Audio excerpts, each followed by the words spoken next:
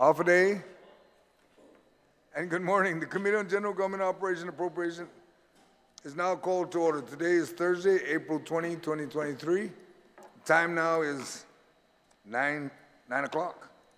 In compliance with the open government law, the notices of this public hearing were posted on GovGuam Public Notice Portal, KGTF, PBS, Channel 12, and disseminated via email to all senators and all main media broadcasting outlets on Wednesday, April 12th, and on Tuesday, April 18th. Today is Thursday, April 20th, 2023, and the time now is 9 o'clock. We have three bills we'll be hearing this morning. We will begin with Bill 2, and then we'll proceed to Bill 89 and Bill 83. Each bill will be heard, will be given 1 hour to be heard, and then we'll move from there.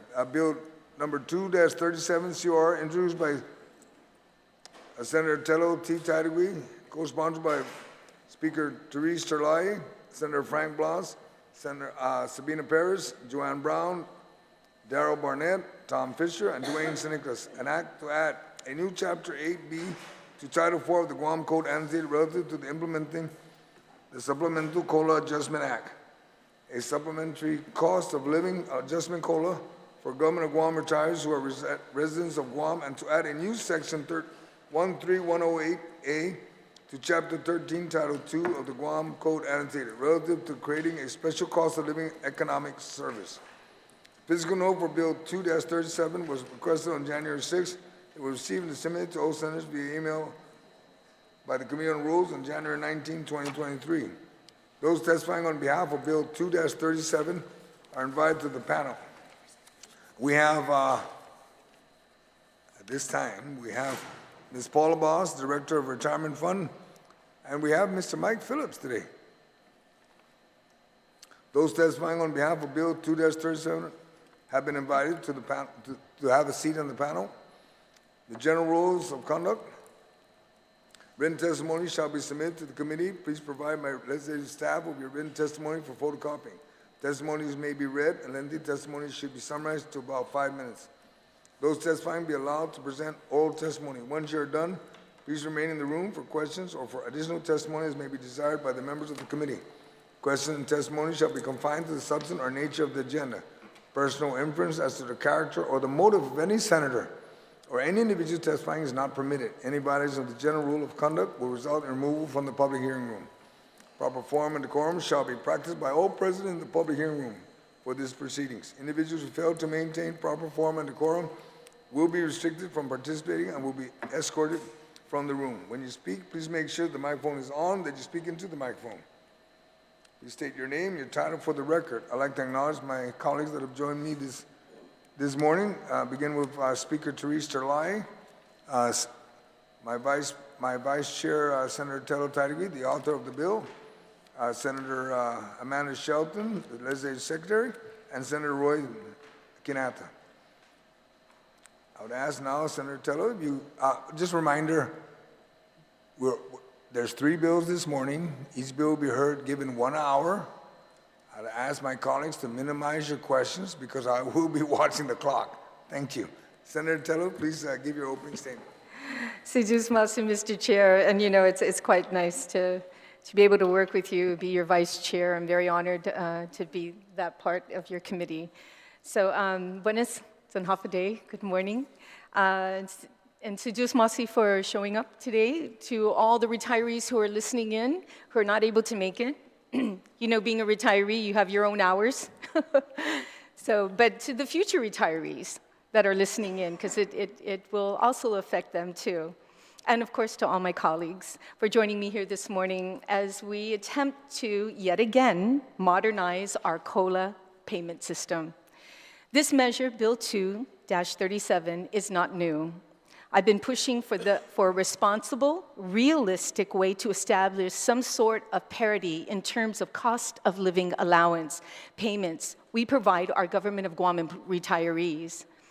These individuals, many of whom were long-life public servants, spent their careers serving and improving our community through various professional services and career paths. This long life service must not be forgotten. especially as we move forward through more challenging economic times. And this is why I've introduced Bill 2-37, a measure that will responsibly set a process for adjusting COLA payments for struggling retirees, Manumcos who are finding it harder and harder to make ends meet. Bill 2-37 will create a special cost of living economic service or a group of financial officials and experts from the executive, legislative branch, the Government of Guam Retirement Fund, along with economic experts from the University of Guam, the Guam Department of Labor, and a representative from the Guam Chamber of Commerce. This special cost of living economic service will meet twice annually, and based on the economics of the day, they will make an educated recommendation on any COLA adjustments that should be made for the year based on Guam's cost of living. This measure does not set an arbitrary adjustment on a magical number. It creates a responsible process for determining how COLA payments can be adjusted for a particular year. We want to do this so that we can assist our retirees in meeting the financial demands of the day. A loaf of bread, a dozen eggs, and a gallon of gas are not the same price they were 20 years ago, and likely won't be less expensive 10 years into the future. We must address this difference now. We must put the process in place to handle these changes in prices and inflation now. I want to be perfectly clear. Bill 2-37 isn't asking for a set, arbitrated COLA adjustment. It simply sets the course for a responsible, manageable way to adjust COLA payments well into the future. So I thank you all for participating in this hearing and look forward to your testimonies. Thank you, Mr. Chair. Thank you, Senator Telo. We'll now begin with Ms. Paula and then Mr. Mike. All right? Ms. Paula? Thank you, Senator. What I'll do is I'll just go ahead and read the comments. Yeah, just state your name and then go ahead and read. Just so that everybody listening and watching will know. My name is Paula Blas. I'm the director of the Government of Guam Retirement Fund. Buenas and Hafa Senator San Agustin and members of this committee and the 37th Guam Legislature. The Government of Guam Retirement Fund Board of Trustees hereby submits its position statement with comments and opposition to Bill 237 as written. I'll provide some general comments and then I'll try to go through each of the sections in terms of what our concerns were with regards to the way it reads.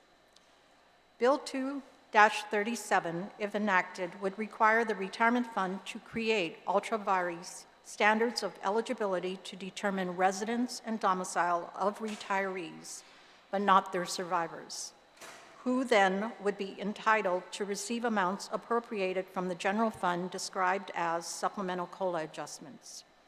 Under the employee welfare and benefits plans currently managed and administered by the retirement fund under Articles 1 through 5 in the 4GCA, the Board of Trustees has no authority or guidance to make determinations of residence or domicile of its members. Bill number 237-37,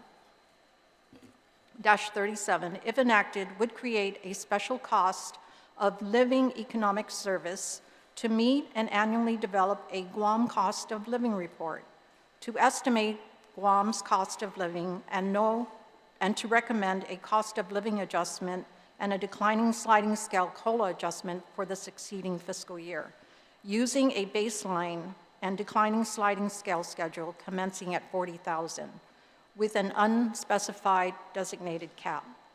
Because the amounts to be appropriated cannot be ascertained in advance of establishing a sliding scale schedule, a designated cap or the number of eligible,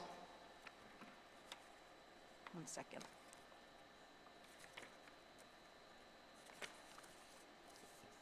recipients based on unascertained residence or domicile, the fiscal financial impact of Bill 2-37 is unknown at this time. Bill number 2-37, if enacted, creates definitions of retirees, surviving spouses, and surviving minor children that are inconsistent and conflict with definitions in the DB plan, the defined benefit plan, leading to potential confusion and potential for liability when implementing ambiguous requirements. Under the definitions, absence or absent, it is not clear whether the 180-day period of absence from Guam is to be measured cumulatively or consecutively, whether it is measured by calendar year, or how a break in residence is to be investigated or ascertained by the retirement fund. Annuitant or retiree is defined as a person who is no longer in active service with the government of Guam and is a member of the retirement fund. This definition is inconsistent with existing definitions in the defined benefit plan and with eligibility for COLA paid to retirees under Public Law number 32-181 and successive appropriations. Bi-monthly, in the bill itself, it doesn't appear to be anywhere in Bill number 237. Enrollment requires retirement fund to make a determination of eligibility without authorization as to how residence or domicile, which is a much more difficult concept, are to be ascertained, proven, or verified. Enrollment should be determined by an agency with expertise to render such determinations based on applicants' certifications under penalty of perjury. For example, Department of Revenue and Taxation with proof of filed Guam residents' income tax returns. Recipient is defined as a retiree or survivor who is enrolled to receive COLA adjustments. Survivor is defined as a spouse or the beneficiary of a deceased retiree. These circular definitions should be refined to distinguish between status necessary to apply for COLA adjustments versus status upon eligibility to receive COLA adjustments. When we go through the sections of the bill, under the purpose of chapter, Section 8B103 identifies recipients of the proposed COLA adjustments as retirees or their survivors who are residents in Guam. Section 8B103 thus conflicts with Section 8B105, which further requires domicile in addition to residence. It is not clear why residence or domicile is required for the COLA adjustment, but not for the underlying COLA, and whether this distinction would be held valid. Under 8B104, the Supplemental COLA Adjustment Act, Eligibility and Determination, the Retirement Fund is tasked with determining retiree and survivor eligibility to receive COLA adjustments, but the criteria to make such determination is not provided. Without statutory guidance, the Retirement Fund would be open to liability for ultra-virus actions and/or determining eligibility in an arguably discriminatory manner. 8B105, enrollment is required. The enrollment process described in Section 8B105 limits applications to paper forms not online and requires, without describing the adequacy of proof, that the Retirement Fund develop its own forms to determine if an applicant claims residency or is domiciled outside of Guam. Section 8B105 provides for automatic self-determination of enrollment due to absence of more than 180 days, cumulative or consecutive, unclear, measured absolutely or annually, also unclear. How residency or domicile can be proven and the mechanism for self-termination is not addressed in Bill 2-37. Section 8B105 implies that COLA adjustments are to be made by whom it is not clear, within 30 days of enrollment, even though funding for the underlying COLA typically occurs each November following appropriations. 8B106, medical certification required for absence due to illness or medical purpose. Section 8B106 describes the required contents of a medical certification, but it fails to explain the purpose of the certification as a carve-out exception to the residency or domicile requirement. If a medical exception is desired, perhaps it can be addressed to be consistent with applicable Guam income tax residency requirements, with provisions similar to those in other states, applying exceptions to the requirement of the 183 days of presence with principal abode in that state.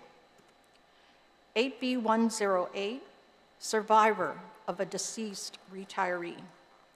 The definition of survivors who are eligible to receive COLA adjustments under Section 8B108 is inconsistent with the definitions of surviving spouse and minor children in the defined benefit plan statute, and the persons eligible for COLA, which will complicate implementation of the COLA adjustments. For example, 8B108 caps a child's age at 26 years, while the DB plan caps a non-disabled child's age at 24 years. So the retirement fund doesn't track children past the age over 24. Residency for children does not appear to be required, but appears that surviving spouses must prove residency of the deceased retiree or themselves. It is not clear. After the death of a member, it is not clear whether the residency of a deceased retiree can be determined within the timelines for payment of COLA adjusted payments to survivors. Section 8B109, COLA adjusted payments to retirees and survivors. Section 8B109 does not authorize the retirement fund to issue COLA adjustments. Who is responsible to issue these COLA adjustments? Section 8B109 expands eligibility to members of the defined contribution retirement system who do not receive defined benefit pension annuities.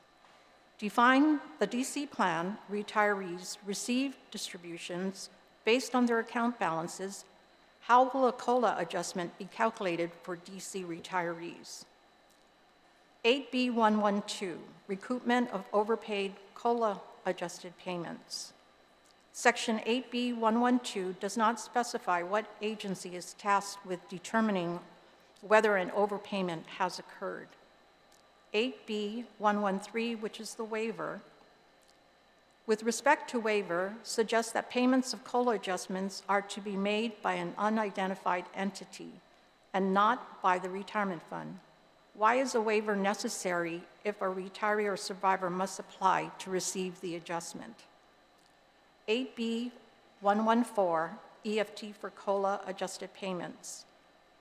Not all recipients of benefits processed and paid by the retirement fund are set up for electronic funds transfer. However, we do highly encourage it. 8B116, violations. In addition to being a misdemeanor, perhaps a violation could result in eligibility for COLA and COLA adjusted payments. In closing, the Board of Trustees has no position on the fiscal impact arising from appropriations needed to fund the proposed supplemental COLA adjustments because the necessary amounts are unknown and even ascertained are assumed to be made from the general fund before being distributed to eligible retirees and survivors. The Board of Trustees opposes the provisions in Bill 237 that require the board to determine eligibility based on residence and domicile because that determination cannot be made without clear and enforceable criteria and would put the board at risk for ultra vires actions. The Board of Trustees questions whether eligibility for the supplemental COLA adjustments can be validly based on a person's residence and domicile on Guam, assuming such criteria can be properly ascertained and verified. In closing, I just wanted to say that many of our retirees, because they're retired, do travel, maintain some sort of residence here, but are gone for long periods of time. the 180-day requirement of being gone without, even for other than just vacation or to take care of grandchildren or for whatever reason, may eliminate them from this. Thank you. May eliminate them totally. Okay, thank you. Loaded testimony, thank you. Mr. Phillips, sir. Oh, first, I'd like to recognize our colleague that joined us this morning, Senator Chris Dwayne. Sir, Mr. Phillips. Thank you, Mr. Chair, and Senators. I began working on related topics, you know, the issue of COLA in about 1992. I think we filed our suit in 1993. But in 1988, a statute was passed that was real simple. And I think Paula will agree, it didn't require retirement to do very much. It's self-explanatory. Basically copied the federal system.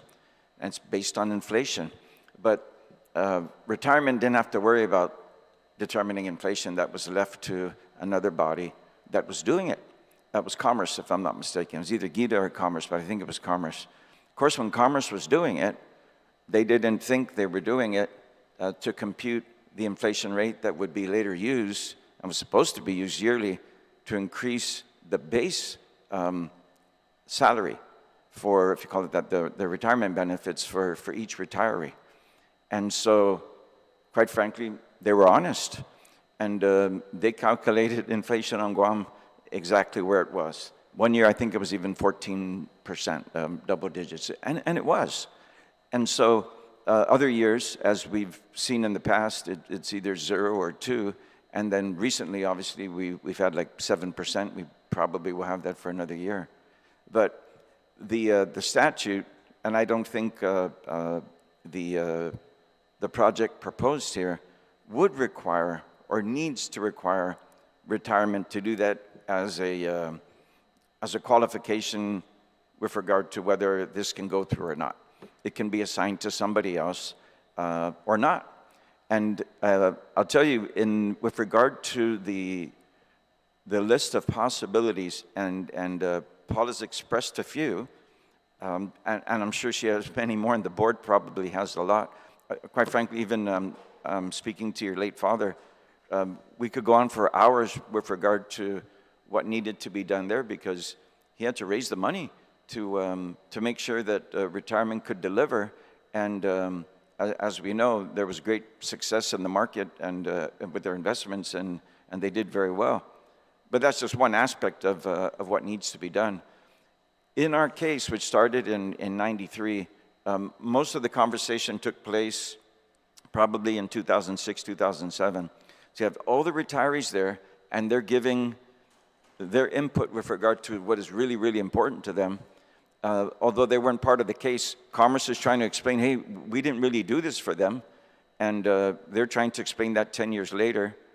And you have the judge, who quite frankly, I remember at one point, Judge Barcinas, when we were in the heat of our first hearing, 2 hours into the hearing, said, okay, we're going to stop. And I looked over to the other side, because I didn't know why. And he said, it's medicine time. And it was. And so for the 150 retirees we had there, half of them had to go out and take some pills. I mean, that's their life. Truly the greatest generation. And some of the things we don't catch all the time. But if you were to interview, for example, Judge Barcinas, who listened through the whole thing, the firms that were representing and working with the AG's office, myself, and more importantly, the retirees, you have all kinds of different contributions. All of them are valid, because everybody has their own responsibility, and they want to make sure they deliver on that. And so whether it's the chair of the board or representatives from the retirees or the legislature, everybody's going to have concerns. But I'll tell you, the proposal, I believe, is very close to what we had before, except it includes, it's open to the criticism of simply just providing an inflation rate, because that would be easy. And that's what was done before. And that's kind of what the feds do, because the feds probably have more money. Now, I haven't gone back in years to check the federal program. I just know at the time we were in litigation, it basically mirrored the federal program. You have inflation, then your benefits go up. It's real simple. But I would suggest if there is any heartache with regard to the individual assignments, I would look past that. Who's assigned to do this or who's assigned to do that? When there's a collection of good people together, you'll be able very quickly to figure out, okay, that should go here. Instead of you doing the work, I guess I should do that work. That's not a deal breaker. The amounts, I've heard people have some concern that retirees that have the higher benefits maybe should get less or shouldn't get anything. And then I've also heard the other side of the story. I just want to add 2 points there. One is, you know, we've had hearings recently, and we hear on the radio that we don't know, we're struggling to keep our employees. Some departments are struggling to keep employees in their department. But I'll tell you, one of the things that happened when that law was repealed, the late Senator Shelton's law, what happened was it was attractive to the government of Guam. But now, after 1995 and later, we have retirees that can't afford to live here. We didn't have that before. We just didn't. If you retired from the government of Guam, you actually relatively did better than most people. That's definitely not the case now. Paula can explain better than I ever could, but to a layperson, they have a 401k. That's it. And so, good luck. And some of them have good luck, but a lot of them don't. I think it's really insufficient, and I think the problem is when we hire an employee, or the number of employees, we don't count that as a cost of having an employee. We don't count, we don't believe, I guess, that medical insurance is a cost of having an employee. We don't believe that retirement and they're living with dignity for the rest of their life is a cost of having an employee. But to me, and I think in the past we've shown that the government of Guam can embrace that and say that is part of our responsibility. If we're going to hire someone, then we take care of that person, and it's a cost of having that employee. You can't have that employee and then throw them on the street and then read in the newspaper there's been a raid on the homeless shelter. I mean, that's happening here on Guam. We're attacking people that are on the streets asking for money. I mean, is that really where and how far we've gone? And so when you have a proposal like this, I totally understand that both the people that control the purse strings and the people that may appear to be responsible are going to have great concerns. But it's not a deal breaker at all. This is a great idea. It's needed. It's just a different perspective, I think, that is needed. And if we take a step back, every time we're asking, what can we do to keep our employees, et cetera, well, how did we do it before? We did it because I know from my mom, I remember, my mom was at the highest tier that anybody could be paid, you know, back in the day. This was in the 70s as a teacher, and she was earning $12,000. My mom wasn't going to go anywhere because she had retirement. It was a very good retirement, and so people stayed. And so, again, look at it as a benefit, look at it as a cost. Either way you look at it, it's needed, and the benefits, and I use that word now to talk about on the legislative side, the benefits of what you're doing are immense. It's really a game changer. To have our people retire and not really retire, they're just looking for the second job is not retirement. It just isn't. And you know, you hear them, our manamko, when they call in, even just a small discussion on, for example, what's going to happen in the senior citizens or the centers. They'll call in, and you might say, gosh, that was just a small issue. You didn't have to react like that. Oh, they react because that's all they have. And all they're asking is that they live with dignity, which means that, and I understand what Paul is saying about November. And this is the first time I've heard that, and it makes sense. I didn't ever think of that, because we've always thought that the COLA comes out right before the election, honestly. And so, first time I've ever heard it, makes sense. Paula says, well, the appropriation comes out in October, the payment's made in November. Yeah, but the rest of us have always thought, oh, here comes the COLA. It's a big election, you get a big COLA. And the problem is the base salary doesn't change. And so 10 years later, let's say that person has $20,000 in benefits, he still or she has the 20, and then there's the 2. And so, you know, I don't think it was unfortunate, quite frankly, but I guess from the government's perspective, it was unfortunate. We had the runaway inflation that caused the benefits to go so high, but it wasn't that. You know what it was? It was the fact that the law was ignored. If we had paid them from 88 on, it wouldn't have been a big deal. We would have had a couple tough years, but it'd be going on. They would have been able to enjoy the last 10 years with no inflation, and they would have been treated with dignity. They would never worry because their salary is able to keep up with inflation. A lot of us see it as an increase. It's not an increase. And so I'll end with this if I could. I think that whether you put together a think tank or you give the different assignments, the one heartache I see is, well, this person's earning a lot. Well, I'll tell you, I know from the little I learned in my economics courses that whether you're wealthy or not, there are expenses that are identical. And so, for example, the cost of maybe medical insurance, gas, 3 meals a day, et cetera, you put that in a basket and you say, we're going to cover this. The rest of the stuff that maybe others consider luxury, we're not going to give you too much for that, or maybe we're not going to give you anything. But at the very least, cover that in the market basket. And I'll tell you from working with the folks that you know, of course they were opposing our side, but they were able to articulate really good reasons why the market basket didn't fit. Problem is they never changed it. And we were left with those numbers, and the law was very simple, very clear. You pay at the inflation rate that's determined. They were delegated that responsibility. They fulfilled it.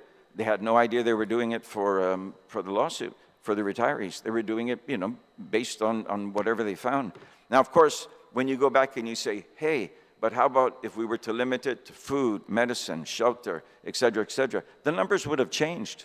I think the numbers would have gone down, but more importantly, the numbers would fit exactly what, you know, you folks find, because you set the policy, you find is most important when deciding what you're going to do with the benefits of our Manamco. But I'll tell you, the most important thing that I learned in working with them and all through that case is go back to the 1988 law, and that is it needs to not be a bonus that you give every year. It needs to be an adjustment that they can count on.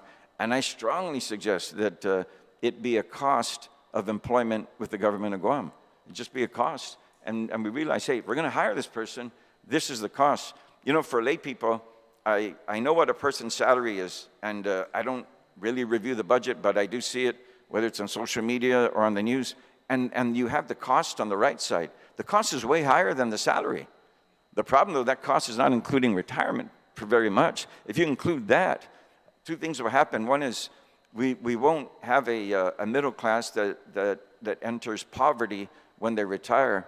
And number two, I think you'll have great retention because people, they'll be staying. You can either raise their salary or raise their retirement, and it's win-win. And you know, the reason that, for example, we have food stamps and we just don't hand out cash, because we want them to use it on food. The reason we give shelter and not just give them $1,000 a month, but they have to stay in a Gura facility or they have to rent an apartment, is because we want them to have shelter. And so here, they may say, hey, just give me the cash. No, I'll give you the retirement, because it's win-win for both. And no questions, I'll end with that, Mr. Chair. Thank you very much. Thank you, Mr. Phillips. Mr. McDonald, you have testimony? Buenas dan hafade amzu todos ganale. So those masi, you know, for all of you guys taking this time, you know, to come out here, and Mike and Paula, you know, so those masi, I know you guys work hard, but you know, atana, this place is almost empty. You know why? Man amku stay retirees. They're not like the classified employees. They can flood this whole area here and overwhelm the legislature. Lo, estisia I man amku manamasi, you know, and oh my goodness, just this past couple years, I can go to Payless and fill up that card with my retirement pension, at least once, once a week. Pago. I have to take my bag and just take a loaf of bread, a dozen of eggs, peanut butter and jelly. Tibalis tayo. Iseddo. So, I want to thank Senator Amanda Shelton. I know we spoke out there. Senator Telo, and all of you guys, man. So I know you guys are all here for, for the people. Senator Quinata, your dad is my classmate. Senator Joe, you're originally from Magana Heights, the Condodu family. My primo, Senator Chris, Senator Terlaje, Magana Heights talo, originally. Pues, so Zeus Masi, pahamzo todo man, I'm here in full support, especially to base it on the cost of living. So, I like that idea too of, I think Telo, right? Senator Telo, when I told you, I said, I like Amanda's bill, of raising the stuff, ne? Lolani komongasi, truck goods, and karatao in 1 month. Mapusa, that's all gone. So can we base it on the cost of living? And make it, have some parity here with the other classified, employees in the government of Guam. Because guess what, guys? We serve our time too. I retired since 2003. I could have stayed there, but you know why I got out? I already had 30-some years. I wanted the new crop to come in so they can get, start a career. So, that's what I'm here for, in full support of these guys. I'm on our family chat, the Garrido, the Istokyo chat. So many of them cannot come down here, man. I told them, go online, email all these senators down there. So they're just like you and me. We're all human. And, throw your support in, and I will try to make my way down here. And I want to thank, right there, Manami Zanisti, Frank Reyes from Customs.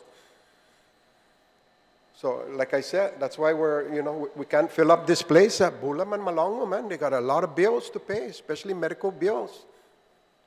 But, Sujus Masi, Pamzu Todo. And, that's all I wanted to say. Thank you, God Mr. bless you McDonald. guys. Thank you. Before I ask the author if she wants any questions to the panel, I'd like to ask the question specifically to Ms. Paula. We've been talking since last year and even this year about the sliding scale, the supplemental scale. Remember the sliding scale supplemental? So that we can give, because the COLA is only once a year. And I know the supplemental scale, because in your testimony you identified 40,000, and we discussed that about the income of 40,000. I said maybe we go to 45. We identified a sliding scale where the retirees get additional income every month,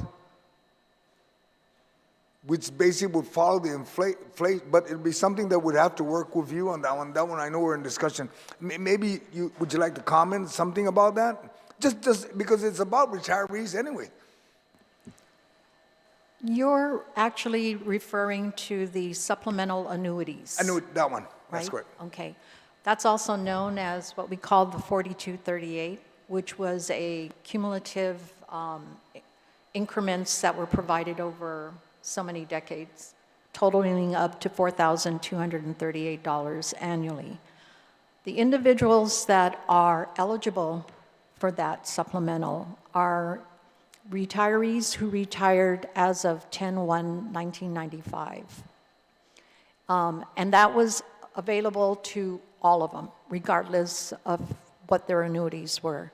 In 2002, a sliding scale was implemented, and that placed a cap of 40,000.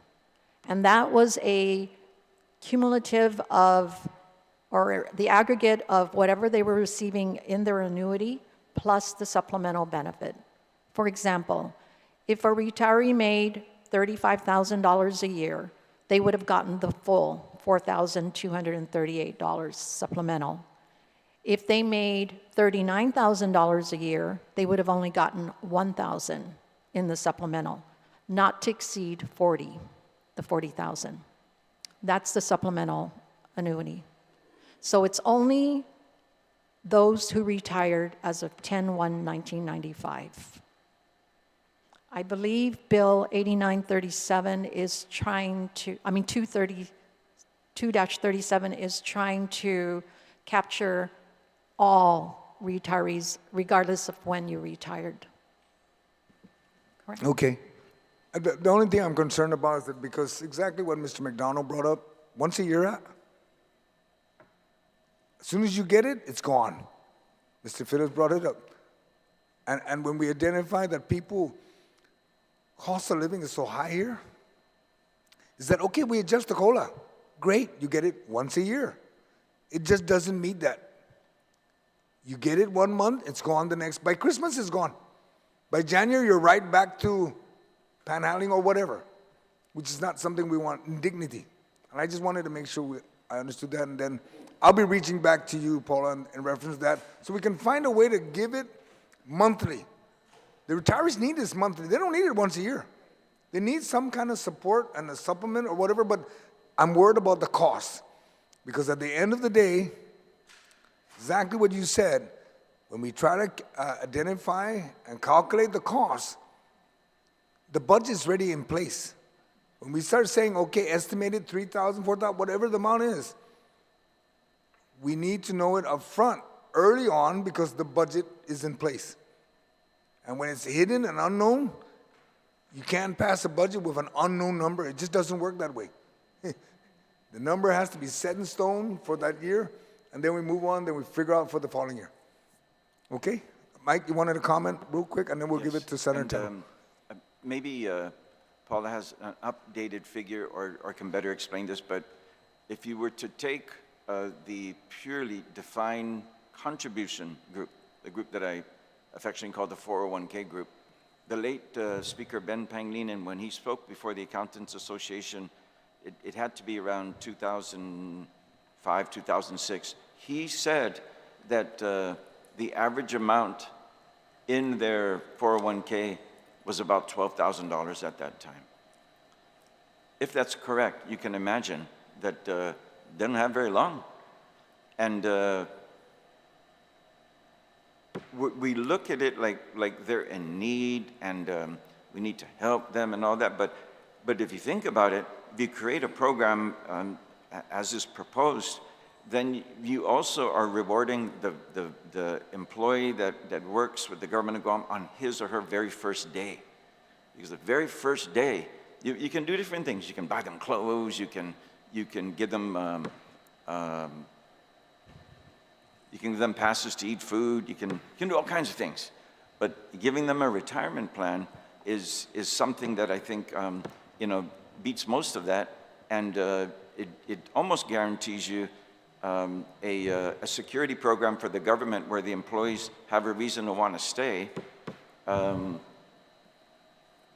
With all due respect to Mayor McDonald, they also give them a reason to want to retire because they can enjoy their seniors. Mr. McDonald, obviously, Mayor McDonald has chosen public service, public service, public service.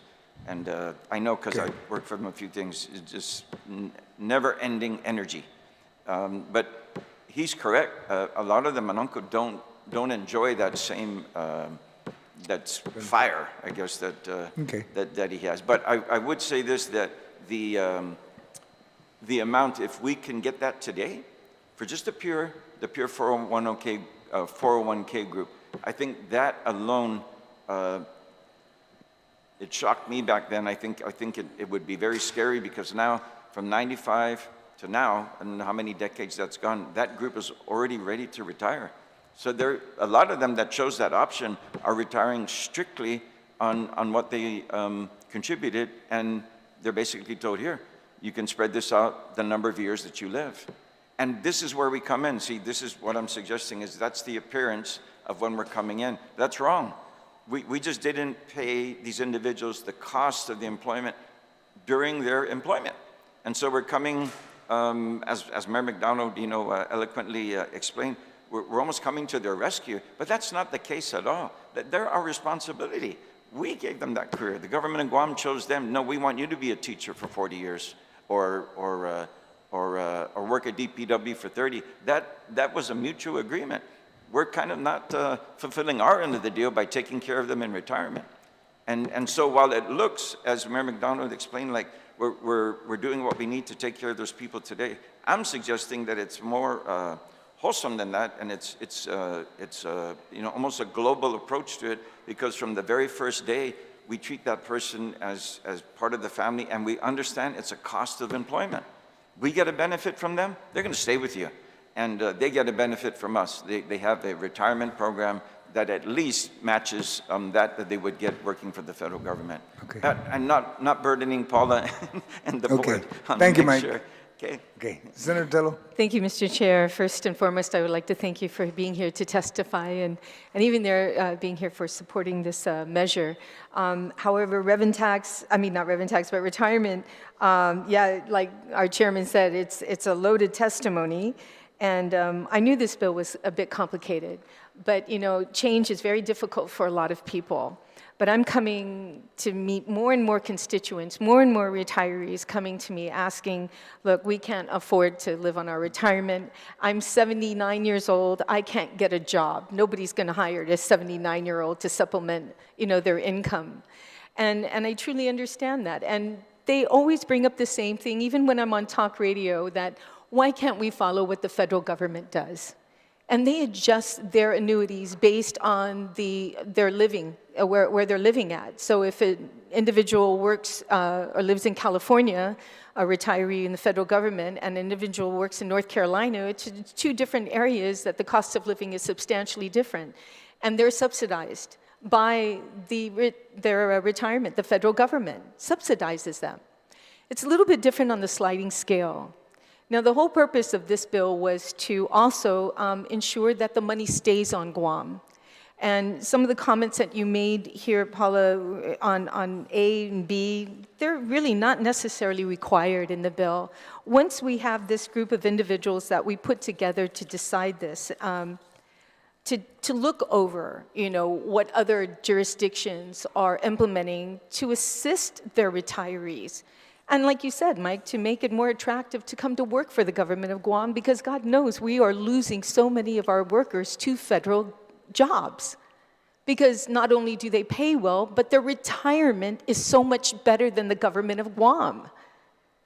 So you have to ask yourself, what, as a body, are we doing about it? We can't just, you know, throw money at someone and say, okay, well, we'll give you this amount for this year. No, we have to have something that's set in stone, that is not, you know, predicated on an election year. You know, I know it's a joke, but it's really not that, it's not funny. And that's why I put this bill, bill number 2-36, as soon as I got in, so that we can start working on something that's going to give comfort, you know, and provide, you know, a dignified living for our Manumku. They deserve it. They set the, you know, the path for this generation.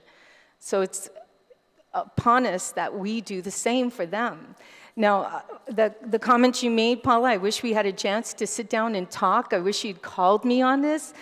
We could have gone through a lot of these a lot of your statements to justify what we were doing. Now, if it means that we need to dumb down this bill to simplify it and just put a group of individuals, you know, the economic, cost of living economic service group together, determine what would be in the best interest of our Manumku. Would it be in the best interest to only allow those living on Guam to avail them of the cost of living, adjustment? Why? Because the money stays on Guam. We know that many of our Manumku or retirees have left Guam. Why? Because their retirement cannot sustain them here on Guam based on the cost of living on Guam. So they're moving to Texas. They're moving to Vegas. They're moving to North Carolina, these other areas. So that means our tax base is moving too.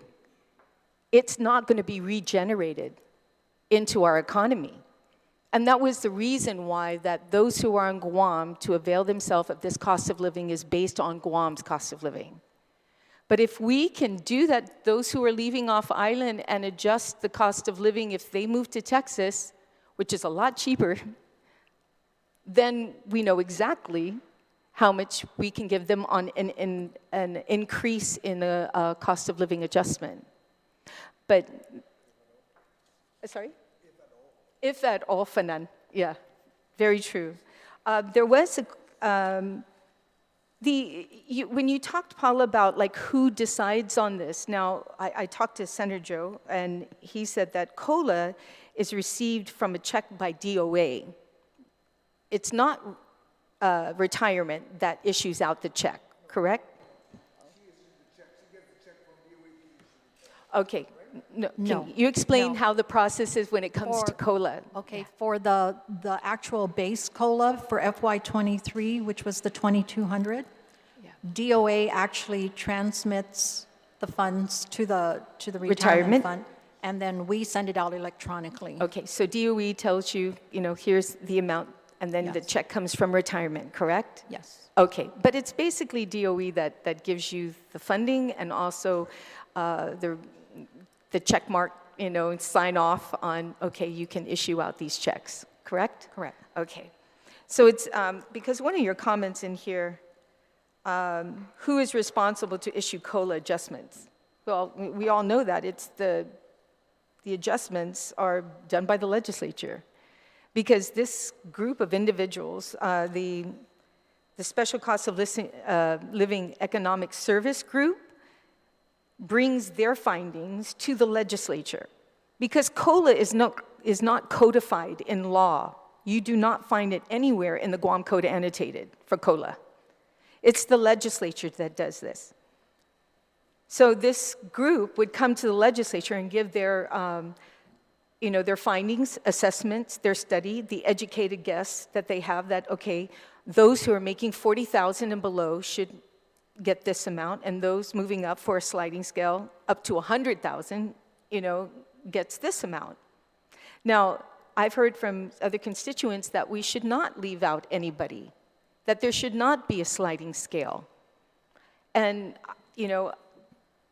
so far, I've heard out of, the people I've spoken to that the majority of them feel that there should be a sliding scale, because how is it that somebody who makes $30,000 a year in their retirement make the same amount as somebody making $100,000 in retirement a year, get the same amount of COLA? And the justification to that is basically because their way of living, because they've worked all their life to ensure that they make that amount. In other words, they went to school, they got their degrees, they did spent money on their education to get jobs that give them that type of, retirement. So they invested in their life. And if they invested in their life, they should be entitled to that as well. So that is like what do we do? That's when I look to my colleagues, and I look to the professionals, and I look to this service group and saying, can we justify this? And then that will come to the legislature, because once again, COLA is not codified. The other thing that I've heard, Mr. Chair, quite a bit, is that many of them feel that it should be coming on a monthly basis, and I think the chairman brought that up. That it should come on a monthly basis, because this is not Christmas. This is not for everybody to buy presents in November or December. This is about being able to pay your power bill every month, about buying groceries, putting food on your table every month, and your mortgage every month. That's what the cost of living adjustment is supposed to be all about.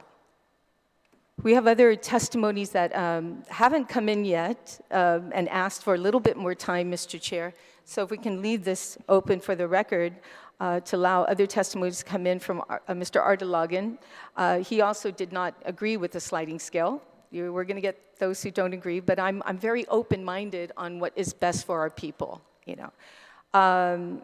Rosemary Laguardia, some of the people from YMLG, they would like to come in and testify. And like you said, Mr. McDonald, thank you so much for taking the time. that many of them at home, they live in a retirement world where, time is, it's always Guam time. So does the old plan and the DC plan, everybody receives COLA, right, Paula? Everybody, regardless if you're on the old plan or the new plan, or everyone receives COLA? Retired. Yes, I'm sorry, retired. Thank you Yeah, for that. Retiree. I don't want anybody to start calling up and saying, hey, okay, you're absolutely right. So all retirees receive COLA regardless. Yes. Okay. And how many of those individuals make 40,000 and below of our retirees currently today?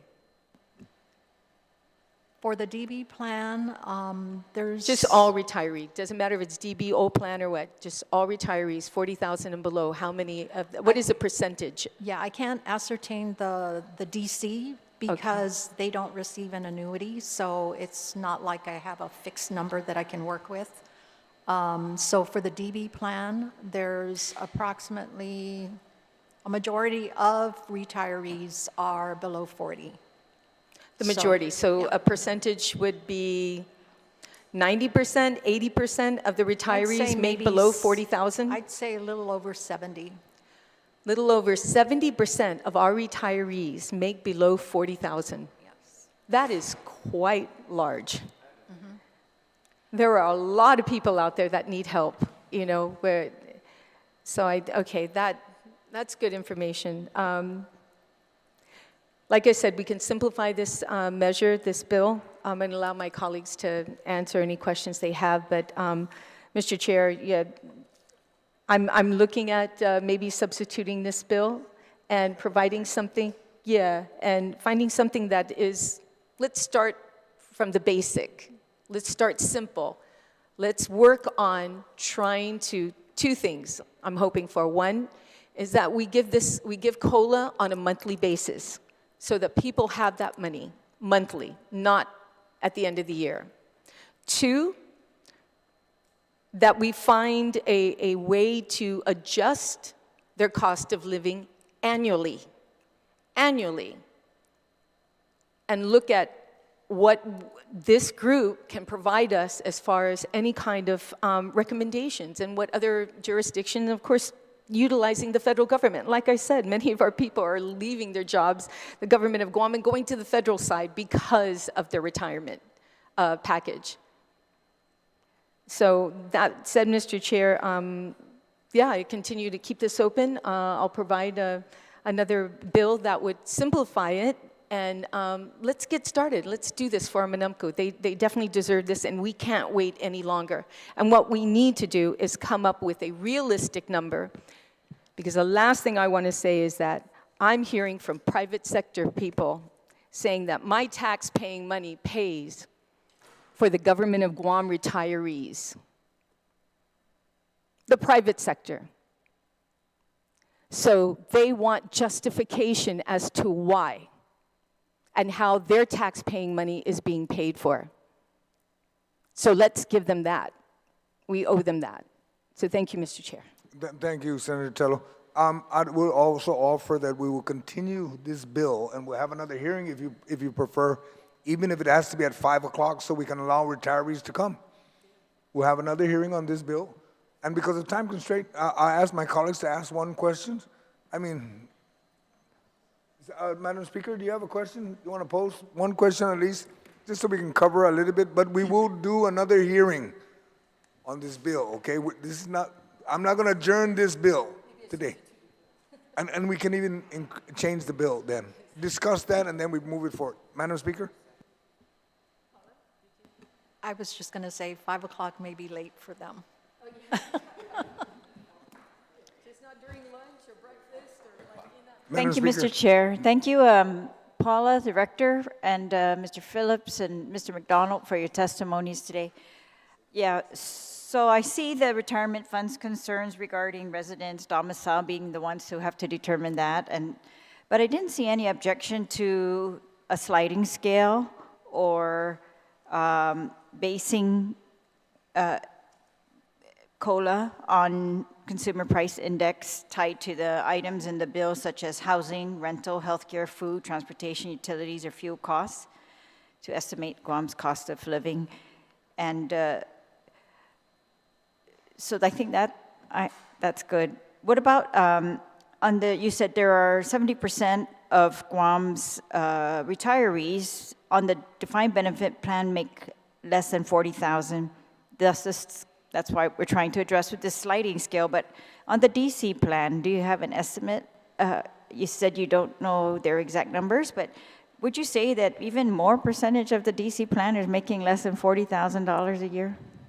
I'm going to say that because the DC plan is actually administered differently, the retiree actually has options as far as how they want to take their distributions. So many of them have chosen to take lump sums as opposed to periodic payments or even annuitizing their account balances. So many of them deplete their account balances within the first 4 to 6 months. Of retirement. They deplete the entire, so they're not getting anything after Zero. that. That's very scary. How many of retirees are there under the DC plan? I think on the DC plan right now, there's about 1,400. Did you hear that, Mr. Chair? Very scary. All right, Sizus Masi. Thank you, Mr. Chair.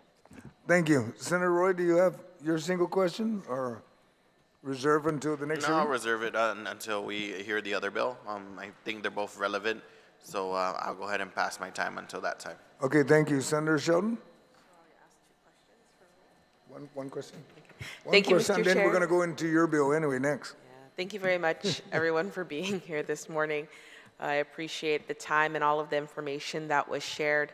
I have a couple of concerns, and I wanted to ask, of course, why pick this number at $40,000 to start the sliding scale on to prevent those making above this number? Is this a magic number for us, or what is the average that retirees are taking home for the year? Based on our current actuarial valuation, I think the average annual annuity for retirees is about $36,000. Okay. All right. And so I guess I do have concerns about the bill, which I hope we can address in a substitute version and a subsequent hearing.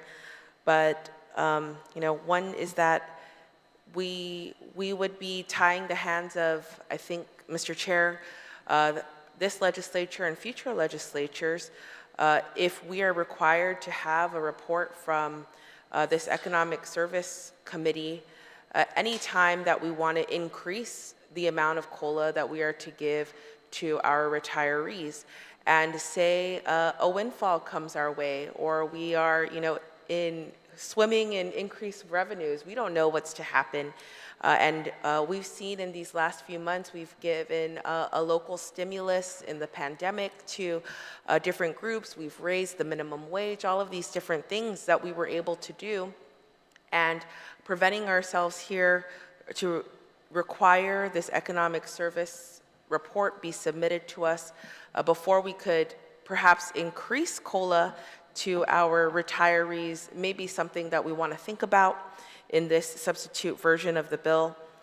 And I don't want us to have, these excess revenues and be thinking, what can we do with them? And you and I, Mr. Chair, as the Office of Finance and Budget, I know you support increasing the COLA for our retirees to experience that. And so I ask for that consideration in this substitute version. Thank you, Senator Shelton. Senator Dwayne. Sizus Masi, Mr. Chair, and thank you to Paula and Attorney Phillips and my primo, Mr. McDonald, for coming down, providing testimony. I have one question with two parts. I think there's a general misunderstanding, or maybe it's just not clear to the public. What is the funding source for the supplemental annuity? The general fund. Okay. And then the funding source for COLA as well as the general fund. That's correct. Okay. So I guess in this proposal, and I'll finish it, Mr. Chair. I guess in this proposal then, if the study were to be done biannually, benchmarked against inflation and a sliding scale, we would then have to, as the chairman said, get a solid number, because this, once again, is going to come from the general fund. It would not come from the corpus of the investments and the benefits of the retirement fund. That's correct. Okay. I think I'm following the chairman. I mean, please don't get me wrong. I mean, there's a lot of numbers being thrown around, and there's a lot of benefits that are currently being contemplated within the general fund. And certainly there's a lot of worthiness to taking care of our most vulnerable population. I think the biggest thing here is to understand where the bullseye is. Thank you, Mr. Chairman. Thank you, Senator Dwayne. Mr. Chair, could I just respond to that very briefly? We're presupposing that, let's say I'm on cruise and I come on my first day and whatever the contribution is remains the same. No, it'll be different.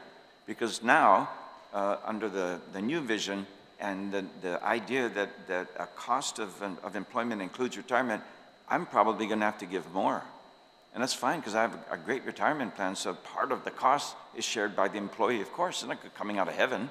And so they'll give more, they give a little bit more to retirement, and therefore, Senator, it may require less on the part of the contribution by the general fund, so to speak. If it's done that way, if you look at it in a holistic manner, even the employee has to give a little bit, but it'll be more than worth it to have such a solid retirement plan. And just the general purpose of the question is because, I mean, that's exactly what we're talking about in terms of this balance, right? Because a lot of retirement plans benefits are withdrawn from the plan. Now, of course, we have to make sure we have stability for the baseline of the commitment that we made to the individuals and their annuity that's basically frozen. And so that's the dance, right? But if it's coming from the general fund, predicated on the current and past contributions, I mean, that's an actuarial of sorts, right? And so we'll figure that out. But regardless, wherever the taxes are coming from, whether they're individual income taxpayers that have nothing to do with the government of Guam, federal government, whatever walk of life, general fund taxes, GRTs, all that's factored, but in the end of the day, it's general fund. So I think that's what we need to discuss when we discuss this, so that the people of Guam, the taxpayers, understand the complete balance of what we're trying to do to make sure that government employees who are retired, entitled to that dignity of a cost of living, and where it comes from. Thank you, Mr. Chair. Thank you. I'd like to remind you that we're not going to close, Mr. adjourn Chair, the could bill. I just say one point of information on this bill? Okay. So it calls for a development of a Guam cost of living report annually, but I've actually seen these reports issued out of BSP I know we looked at this specifically because of COLA bills, to Right. see what they were when we saw the Social Security in the States being raised by a huge percentage last year. I want to see what was Guam. So Yes. I think these are available for these topics. Yes. Thank you, Mr. Chair. And what we're going to do is that I'm not going to adjourn and close this bill today. We're going to continue it, and I'm going to offer to the author that if need be, we do a round table so we can bring everybody to the table, discuss it. So when she develops like an information round table and the hearing, and then it'll create the bill that will be amended when we hear it one more time, so that everybody has a clear understanding, okay? So with that, I'd ask any individual that wants to submit any testimony in support or against, or any questions in reference to the bill, submit it to the committee.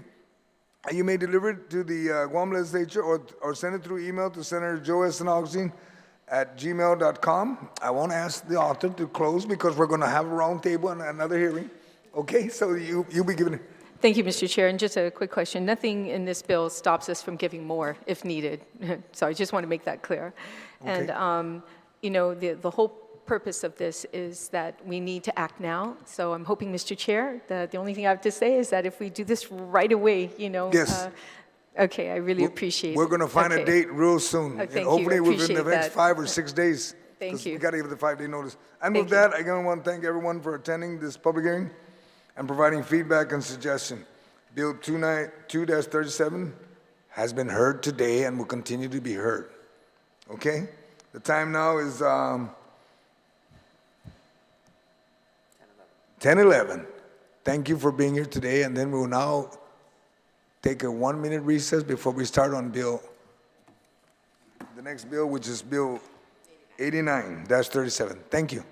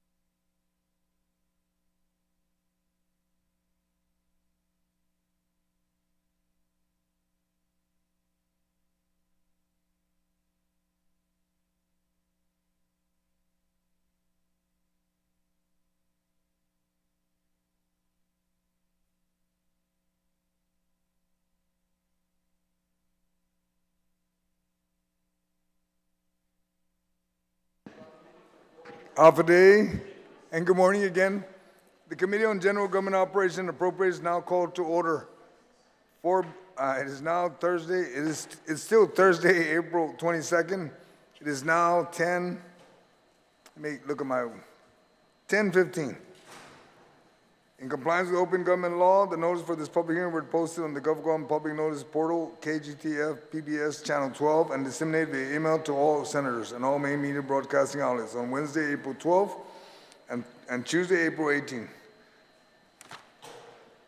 The bill that we'll be hearing at this time is Bill 89-37 COR, authored by Senator Amanda Shelton, co-sponsored by myself, Joseph Augustine, Vice Speaker Telo Muña Barnes, Senator Roy Quinata, Senator Will Parkinson, Senator Dwayne Nicolas, an act to add a new Chapter 8A to Title 4 of the Guam Code Annotated relative to ensuring the provisions of cost of living allowance payments for Governor of Guam, charged including a $100 annual increase over the next 3 fiscal years. Fiscal note for Bill 89-37 was requested on April 4th. It was received and disseminated to all senators via email by the Committee on Rules on April 13th. Those testifying on behalf of Bill 89-37 COR are invited to the panel. Again, we have Ms. Paula Blas and Mr. Mike Phillips. Reminder of the general rules for this public hearing. Written testimony shall be submitted to the committee. Please provide my legislative staff with your written testimony for photocopying. Testimony may be read, and lengthy testimony should be summarized to about 5 minutes. Those testifying will be allowed to present oral testimony. Once you're done, please remain in the room for questions or for additional testimony as may be desired by the members of the committee. Questions and testimony should be confined to the substance or nature of the agenda. Personal inference as to the character or the motive of any senator or any individual testifying is not permitted. Any violation of the general rule of conduct will result in removal from the public hearing room. Proper form and decorum shall be practiced by all present in the public hearing room for these proceedings. Individuals who fail to maintain proper form and decorum will be restricted from participating and will be escorted from the room. When you speak, please make sure that the microphone is on, that you speak into the microphone. Please state your name and your title for the record. I'd like to acknowledge again my colleagues that have joined me this morning. We have Speaker Therese Terlaje, my Vice Chair, Senator Telo Taitague, Senator Roy Quinata, Senator Legislative Secretary, Senator Amanda Shelton, and Senator Chris Dwayne. I'd like to ask Senator Amanda to please give her opening statement. Thank you. Sedus Masi, Mr. Chair, thank you for scheduling this public hearing on Bill 89-37, and I want to thank you and our colleagues, Vice Speaker Muña Barnes, Senators Quinata, Parkinson, and Nicolas, for co-sponsoring this bill with us. Mr. Chair, we introduced Bill 89 to ensure the annual cost of living allowance, as we know it as COLA, is prioritized in statute as an obligation to the government of Guam. Bill 89 increases the annual COLA from $2,200, which we did together in the 36th Guam legislature, to $2,500 over the next 3 fiscal years, and appropriates $741,100 from the general fund for the first increase of $100 in fiscal year 2024. Mr. Chairman, the proposed $100 increase in each of the next 3 fiscal years was originally discussed as an amendment I offered last year during budget deliberations, and I proposed at that time to increase COLA, which remained at $2,000 since 2014, to $2,200 in 2023. And while I'm thankful that a majority of our colleagues approved a $200 adjustment at that time, the remaining $300 is just as important, especially at a time when the cost of living continued to outpace individual and family incomes. And recognizing the challenges we faced during the last legislature in our efforts to increase COLA, after nearly 10 years of the status quo, Bill 89 safeguards COLA payments and prioritizes funding in FY 2024 for the first $100 increase. Mr. Chair, Social Security recipients receive COLA adjustments every year, whereas Government of Guam retirees do not.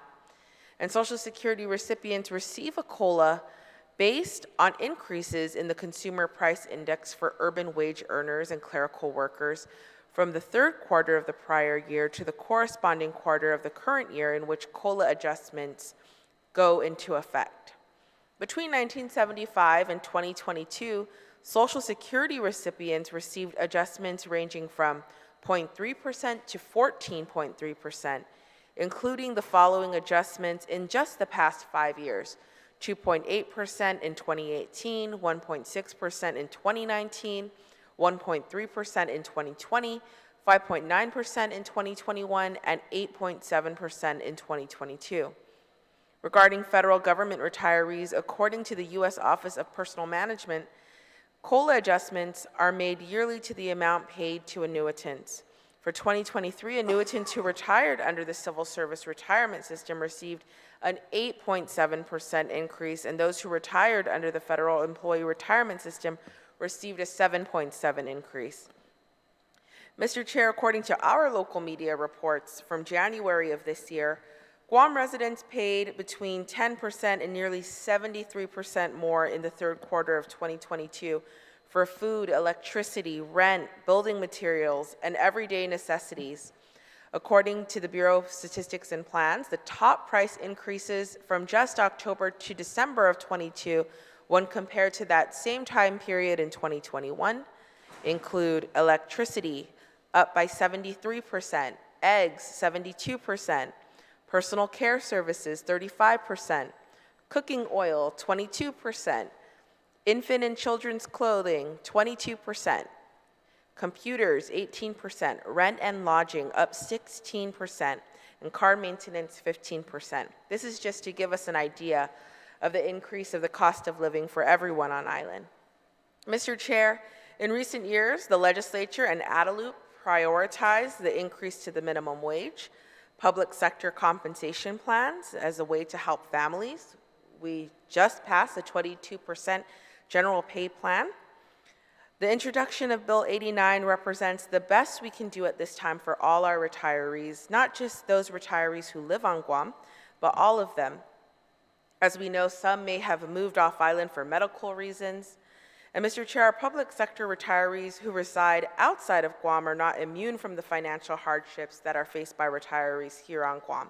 And they've worked, they've paid their due to the government of Guam, and it's our duty to keep this, this deal that we've made with them, as was mentioned earlier.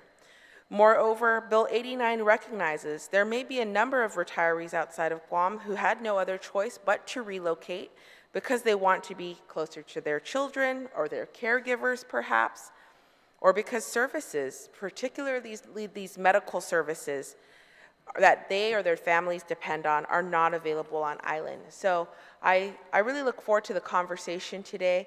As you have, Mr. Chair, we've met many of our retirees out in the public, especially around the time that COLA does get paid out. We know that it is a coincidence that it happens always around election time, but that's when we hear the concerns the most, that the cost of living allowance is just not enough. And so if we can spread out this amount, another $300 to increase to $2,500 over the next 3 years, then I hope that that's something our colleagues will be supportive of and that we can provide to our people. Thank you, Mr. Chair. Thank you, Senator Shelton. Ms. Blas, do you have any testimony you want to present, or and followed by Mr. Mike? Reference to the bill. My name is Paula Blas. I'm the director of the Government of Guam Retirement Fund. I just have a couple of comments with regards to this bill. Although we do support the intent of a COLA, I just needed clarification on some of the definitions in the bill as it's written. If the intent of the bill is to provide COLA for all DB and DC retirees and survivors, then we're going to have to edit or even change the definition of COLA as it refers to cost of living allowance, since my DC retirees do not receive annuities. But we can work with you in being able to change those definitions. Other than that, I don't have anything else. Thank you. Mr. Mike, you have anything? I know you're going to testify in support of it, so you're up. Again, I support the general intent. I respectfully suggest to the Senator the numbers that you use would be a good base for the retirees, because I think you're absolutely correct. I don't have those memorized, but when you were going through them, in my head I'm like, yep, that's exactly how much that went up, and we can all still work. But although it was mentioned for the other bill, also with regard to your bill, I know there's some hesitancy with regard to maybe some outside group coming up with a number. But I'll tell you, whether it's the Hayes study or, you folks are actually the best example. If you leave it to the mob, you're going to work for free. That's just the way they feel. You should just work for free. And it's like, yeah, but this professional group said we're supposed to be earning this. Yeah, but we left it to mob rule, and so you guys got cut out. I mean, let's face it. I can say it, you guys can't say that because you're having to win elections, but it's the truth. And so it's a good example of what happens here. It's, if we leave it to majority rule as opposed to minority rights, then you can come up with things like that. But just the numbers that you had, Senator, are compelling.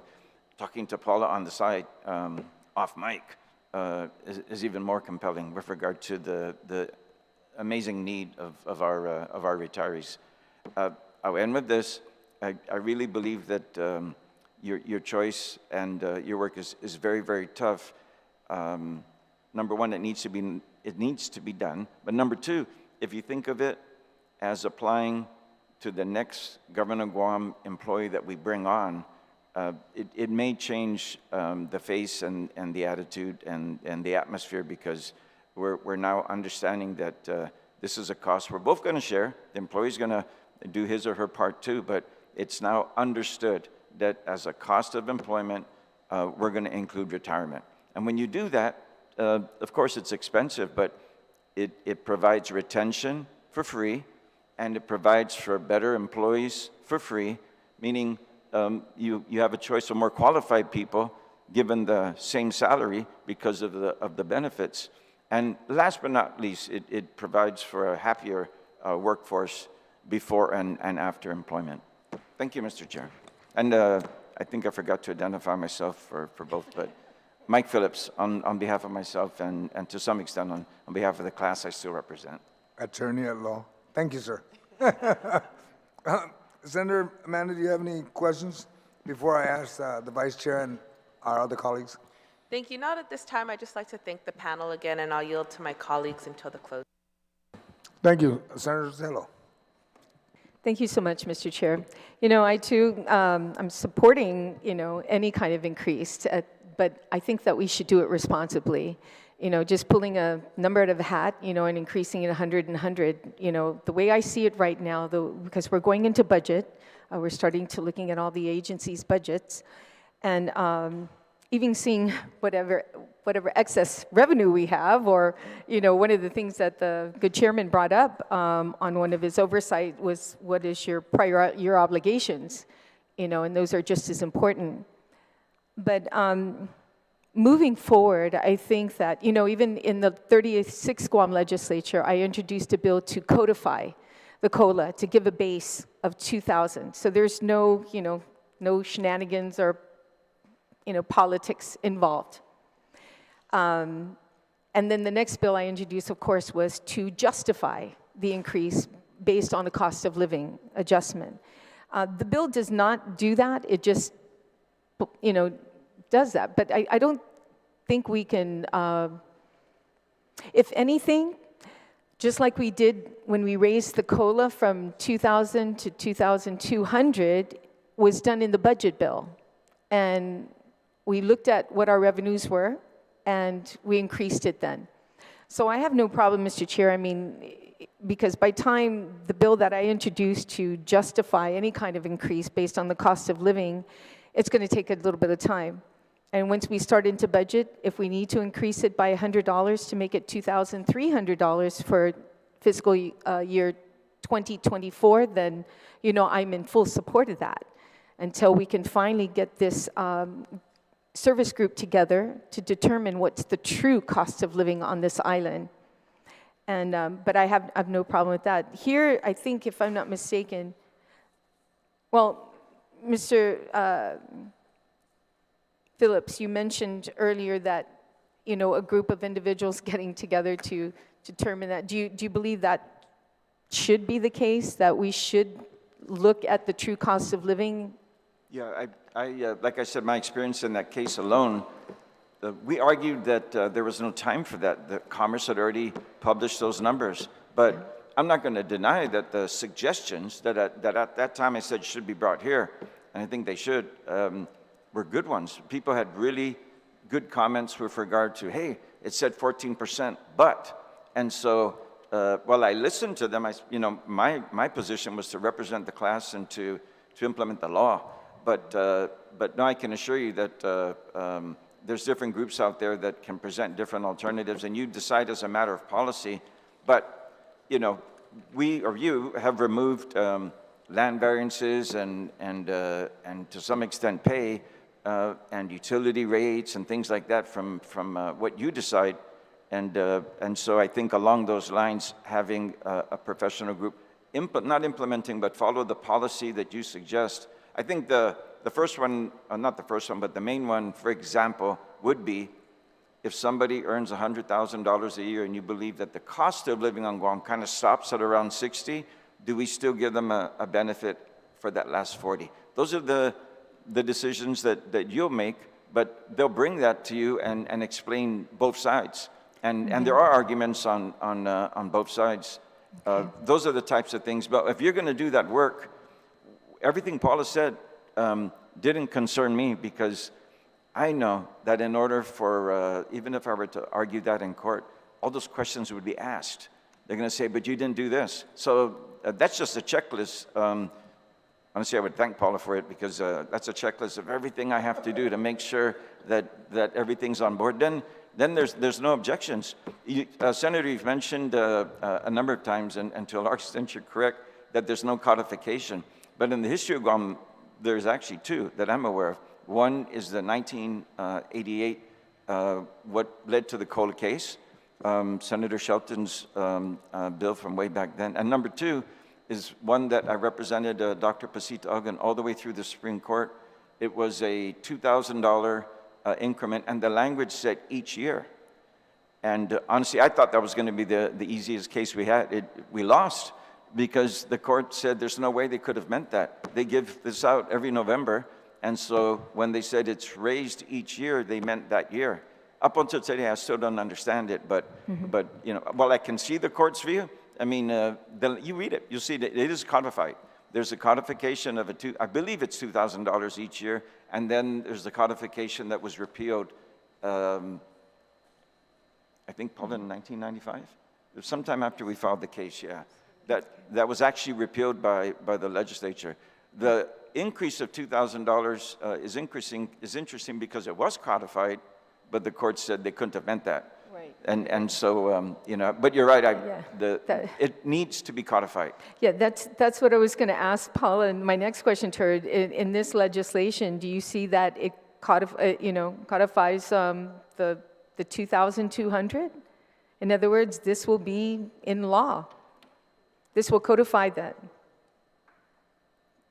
Do you see that in this bill? Yes, I do see that. What section? It's a new chapter, 8, being added to, I don't know which one, where. Where would you say that it would codify that the COLA would be a certain amount, and then from there it gradually builds up?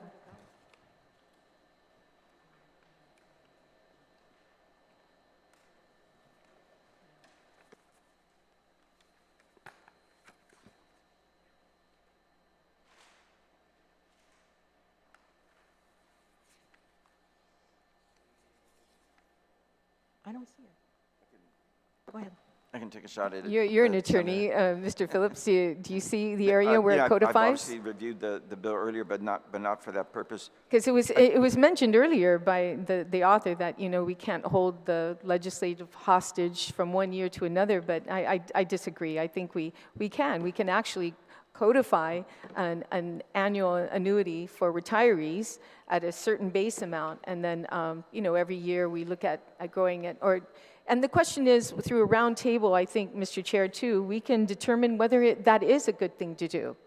Because as time goes on, what is our general fund looking like, to provide any kind of COLA or any cost of living adjustment. There's two sides to this story, and I think a roundtable would actually do that. I think where you're looking at, Paula or Mr. Phillips, is on page 4 on the top line. It starts on page 3, 8A150, cost of living allowance to retirees and survivors. Imagahag and Guahan shall provide a single lump sum payment, a cost of living allowance of COLA, amounting to no less than 2,200 annually to each retiree. This basically, in this bill, would codify COLA and be in law, something I tried to do last year, but realizing now that we really need to think this out thoroughly, and I think the roundtable will bring that, forward. I think before moving forward on any of these COLA bills, except I do agree one thing, and hopefully we do it in the budget bill, is increase it by $100 for next, FY 2024. I have no problem with that. Hopefully the OFB chair, incorporates that into the budget bill as we go through a fine-tooth comb, reach out to more retirees, find the experts in the field, understand what we're trying to do here, and adjust. Because I do support the intent of this legislation. I just think that we need to take pause and do this correctly the first time. Thank you, Mr. Chair. Thank you, Senator. Thank you, Senator Telo. Speaker, do you have any questions you'd like to pose to the panel? Yeah, I just wanted to ask, without any of this language or the language in the budget bill that appropriated or that's set in our last budget bill, we set $2,000 for COLA. Are they entitled to COLA?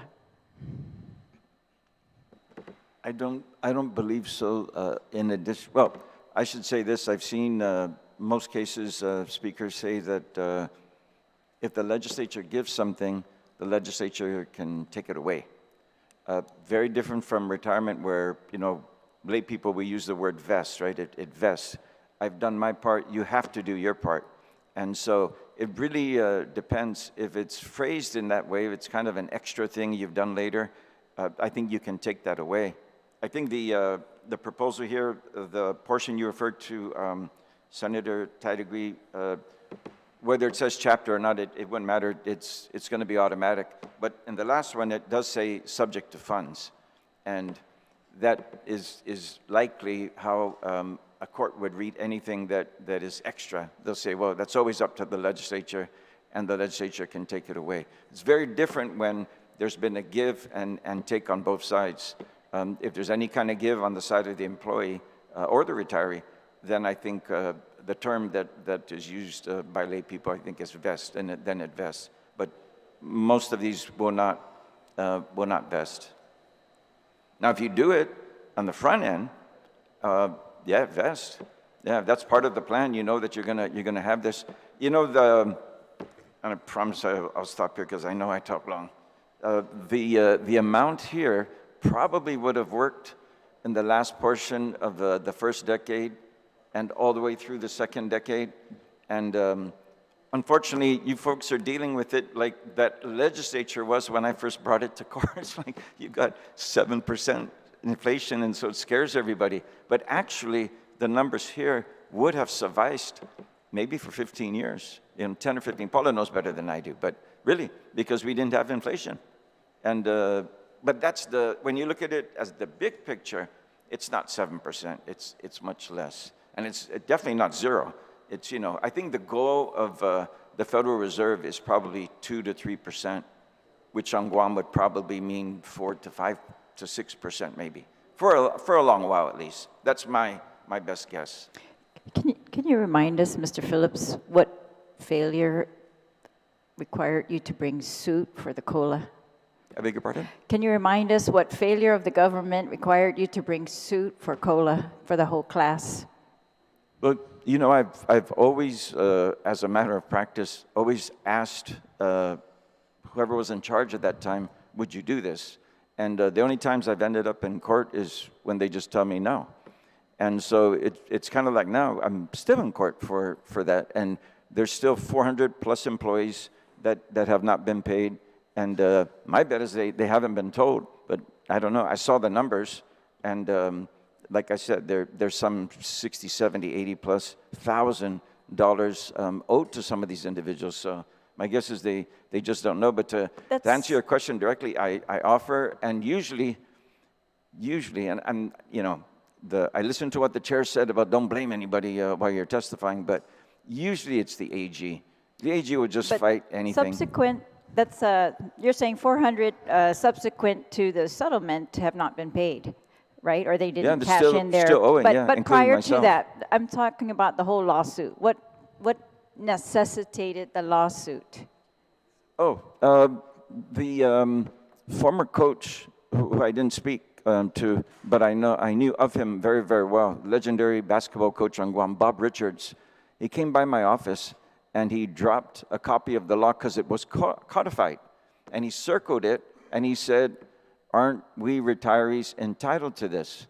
And so I looked at it, and I researched it, and I brought it home and I asked my dad, what does it look like? And he said the same thing. He goes, it looks like the government owes the retirees a whole lot of money.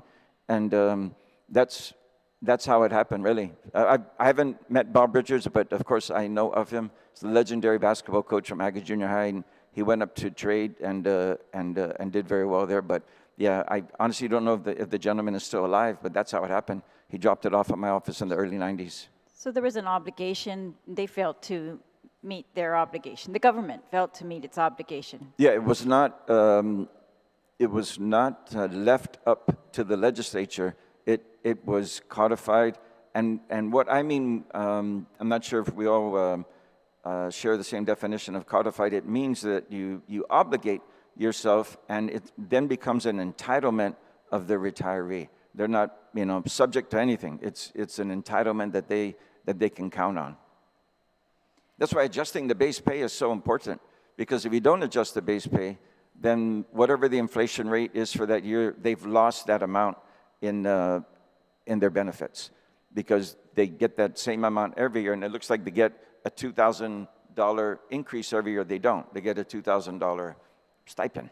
That's what it is. And so their salaries remain the same. Yeah, thank you. So, of course, this is setting in statute. What we normally do every year is appropriate a certain amount for the COLA for that year, right? And so last year we put, we put 2,000 last year, or we put 2,200? 2,000, and then we did in a separate section 200, right? So we had increased it, I think, then by 200 in that one fiscal year. And that was for those retirees as of September 30, 2022. So in the prior fiscal year. And so, of course I have no objection, and I support giving retirees additional sums this fiscal year. It's unusual to do that outside of the budget, but I believe the legislature has the authority to do this in advance, to set that, so our budget's just going to have to deal with it. But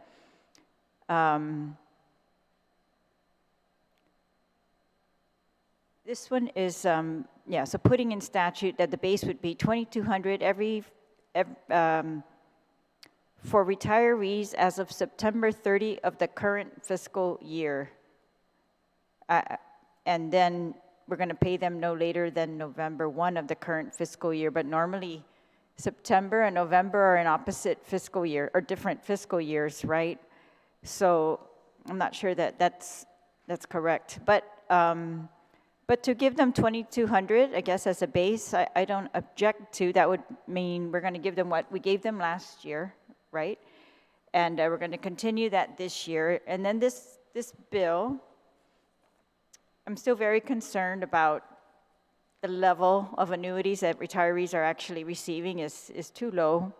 And I'm even more concerned this morning after your testimony that DC retirees may have the bulk of them cashed out their lump sums and have no annuities at all, and are not eligible to receive this COLA, or were not eligible to receive the COLA. Only because of the way that the COLA definition No, reads. what about in the prior fiscal year? No, in prior fiscal years, the budget bill. They are were. receiving, okay, great. So it's just we need to amend this, if we're going to use this, so that we do not exclude the DC retirees going forward, right? Okay, yeah, and then, of course, there's a separate, then it just takes care of 3 years. We add on 100 for 2024, 2025, and 2026. But it doesn't really give a formula going beyond that, or, tell us what to do. Maybe this is based on our projected revenues for the next 3 years. But then there is an appropriation in this bill that says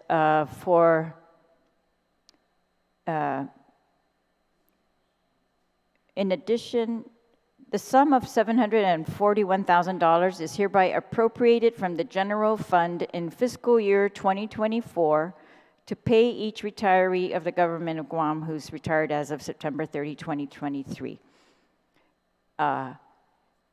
Again, I have no objection to this, that we're going to appropriate from the general fund in fiscal year 2024. This is exactly what I tried to do, to give DOE $10 million. And we received a veto message from the governor that was really, and I had based my language exactly on how we fund textbooks every year. We kind of advanced that appropriation for textbooks, and I copied it from the budget language for textbooks, where in every budget we use revenues for the next fiscal year to pay for the purchase or development and production of textbooks and instructional materials for GDOE. But the governor, in her veto message, for the same language that we tried to make an advance appropriation for GDOE, said,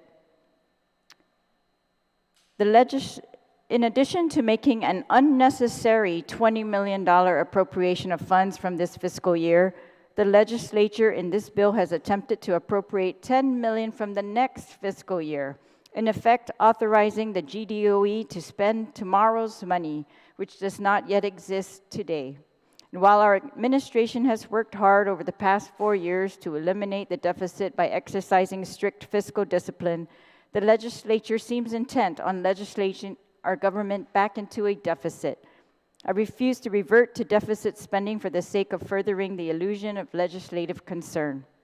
The Organic Act of Guam empowers me to exercise a line item veto of specific appropriations in legislation.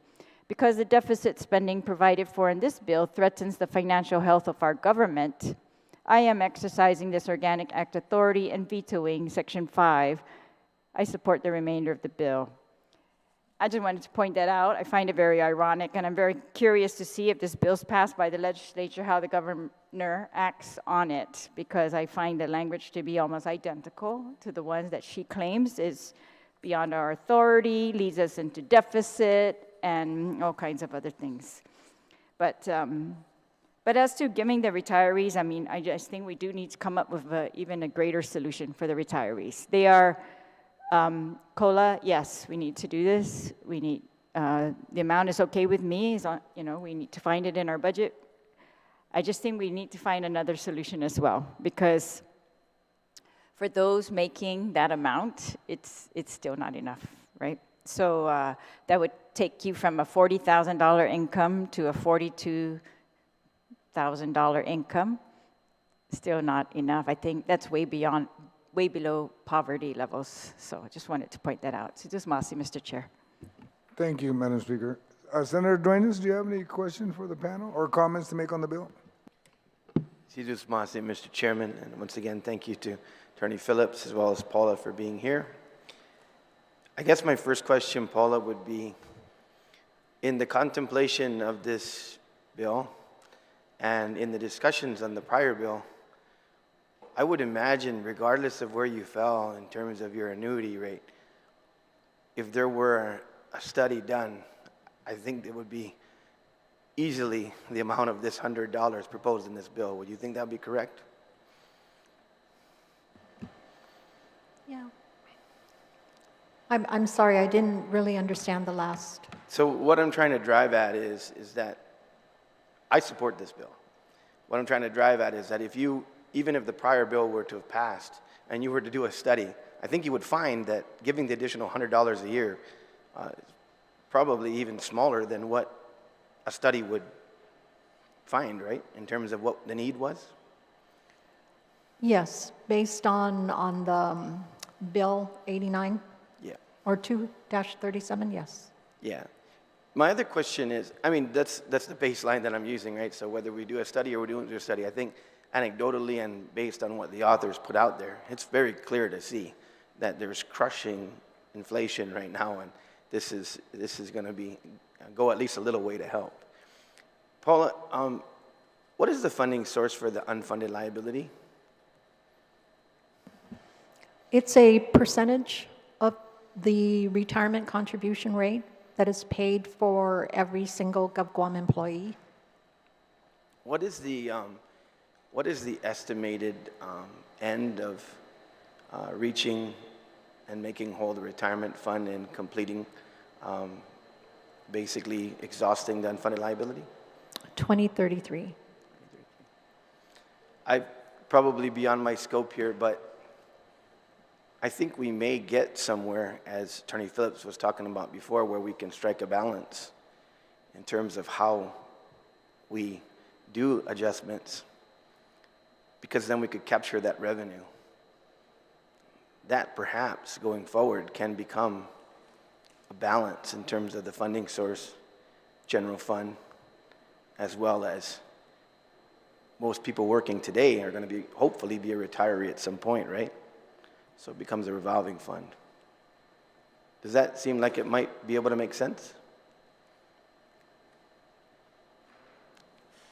I might take a stab at that. The difference, I think, between where Paula is today and, quite frankly, Senator, even like with the help of your dad, the work on the investment, Social Security doesn't have to worry about that, right? But it also includes the thought process that that's a cost. And so the cost of running government includes, I'm talking about Social Security, taking care of all those that retire on Social Security. But here on Guam, the retirement fund actually is an investment fund. And so they're actually doing that separate, completely separate. This is all in addition to what they do. So the good thing, of course, is they've done extremely well, and the performance is amazing. The downside is, though, because it's, in my opinion, isolated. We have the defined contributions people, let's say from 1995 till today, that they're not even in a class. I mean, there's poverty, and then they're below poverty, and that's what we've created. I never thought of what it would be like to be old, but I'm old now, and I can tell you that 30 years goes by fast. You create something today that takes care of an employee that's not even on board yet, 29, 30 years from now, with contributions to the retirement fund and an understanding by the government that's part of our costs. You have that balance there. The employee contributes, the retirement fund does their part, and the government understands that, hey, before we hire somebody, let's make sure we understand the true cost. Because I said, you folks do that. When I look at a salary and I look at the budget, I wonder, this person's earning 55, why does the budget say 80? And then you look at all the other things you pay for, that would just be a cost. Yeah. And it's win-win. But I'll tell you, like I said, given my age today, I can assure you 30 years goes by fast. And it's something that I think you guys can be very proud of. I'm getting old too. I can feel it. But I think we're saying the same thing if this follows, because as we approach the unfunded liability and retiring it, I don't think you would drop the contribution rate, would you? In terms of if the unfunded becomes fully funded, Right. there's that cliff. There's that cliff where the contribution rate will drop extremely, and the only thing that the government would have to provide is the normal cost of providing those annuities. I'm just May I ask a question? Would you, how would that affect the the fund with the investments with the defined contributions. As the DB kind of fades away and the DC kind of become the majority, how does the fund treat them? Because the fund will actually be doing very well, but you won't have any retirees left under the DB, I'm sorry. Well, just recently, under what is now known as the Senator Jose Pito Terlaje Act, Right. they reopened the defined benefit 1.75 plan, which now becomes available to all new hires come January 1, 2024, the option to choose. So they can actually enroll in a defined benefit type retirement plan, just like the defined benefit plan. The current, That would all be separate from anything the legislature provides, right? that's correct. Yeah. But and Paula told me that off mic, so I was really excited about that. That's really good news. But I'm just wondering about the DC people that may have started in '95. I'll never forget, I had a conversation with a friend because they offered a choice for those that were working. And I was leaving the court and my friend was listening to the commercials and saying, hey, I get to control my money. And yeah, I was not in a position to tell him, I don't think you want to do that, but he did, and as did a lot. And then, of course, if I'm not mistaken, all the new people were DC, right? Currently, that is the default plan. Yeah, so we're basically you're contributing, and that, I should say, that group is expanding greatly. And the question is, well, you know, there's nothing in law, as Senator Telo points out, there's nothing codified that you owe them. But if we adopt that, which I think we do, I mean, obviously you folks agree that they are our responsibility. And so we just can't look the other way and say, you're in the DC group and the DB group did really well. I mean, they did so well that the fund is in the state today where, you know, where they've taken care of everything. I mean, it's amazing. I remember all the years, a decade ago, we didn't think that was going to happen, right? There was a great fear of a crash. And boy, I mean, to hear how well they're doing today is a real change, and it's very good. But we still have that large group of DC people out there, defined contributions, that plan didn't work. I don't mean them. I mean, the whole idea just didn't work for them. Yeah, to wrap it up, I guess my point is that when we do the roundtable, everything will be on the table. And that's my point. I mean, we've done the adjustment when it comes to we're out of whack. We've got to refund, and we got to make sure that we keep the viability going forward, right? Now we're talking about, we're going to come up with a number because, like I said, the bullseye is going to be what is the annual appropriation for it, right? Who shares that cost and that balance?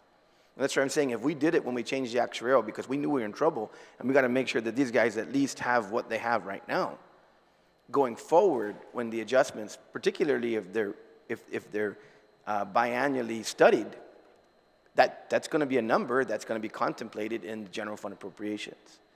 And so if we've worked hard enough to know that when we do the actuarial and we have to fund the unfunded liability, there's a cost basis, and if that were to cliff, perhaps that also becomes now an opportunity. Because that's basically what Social Security was supposed to be, is you're working, you're paying in, and you're gonna get it, and then the people coming up are gonna pay in to make sure that you're okay. That's the base, right? So I'm just saying everything will be on the table. At some point in time, I think we can get to a happy medium where there is a revolving fund based on contribution and also based on the general fund. That's why I'm saying. I just think everything will be on the table. I wanted you to be able to contemplate it. It's nothing that's, you know, a table right now, but it could be when we contemplate. Because right now, doing it like this, I mean, we have to do it because we know they need the help. But the thing is the study going forward, however it's structured, is going to give us a number every year, and we're going to have to figure out how that number will be funded. That's my point. Thank you, Mr. Chairman. Okay, thank you, Senator Dwayne. I was going to comment, but that's okay. I'm military retired. We get an adjustment every year because we're vested. Maybe just that's how we need to word it somehow. Senator Shelton, any questions or closing? No questions. I'd just like to again thank everyone who came out to testify today. And I'd like to thank you, Mr. Chair, for allowing this measure to be heard. And we know that the proposed $300 increase to COLA over the next 3 years is a small but very meaningful step forward to the broader effort to support our almost 8,000 retirees in the system. And Mr. Chair, I hope that when you look at the revenues this year, maybe you'll consider giving that full $500, $2,500 instead of just the $2,300 this year. Whether we're able to accomplish this in the bill form or in the budget as we did mirroring Bill 257 in the 36th Guam legislature. So investing in our families and is our greatest return, I think, on investment, which ensures that no one here is left behind. Our families, our retirees served faithfully to our government for many, many years, and they do not deserve to be left behind. So I ask that we consider this a very small price tag in this budget season. If we're to go with the extra $100, less than $1 million overall. And this will help us to uplift thousands of people in our community and their families. So I thank you for your consideration. Thank you, Madam Senator Shelton. There being no other individuals to testify on Bill 89-37, the committee will continue to receive testimony. For the next few days, testimony may be submitted to the mailroom of the Guam Legislature or through email at senatorjoesanaugustine@gmail.com. Again, I'd like to thank everyone for attending this public hearing and for providing feedback and suggestion. Bill 89-37 CR is duly heard by the committee and the public hearing is now adjourned. The time now is 11:02. Sijus Masi, please be safe, and then we'll take a few minute short recess, and then we will begin with Bill 83-37. Thank you.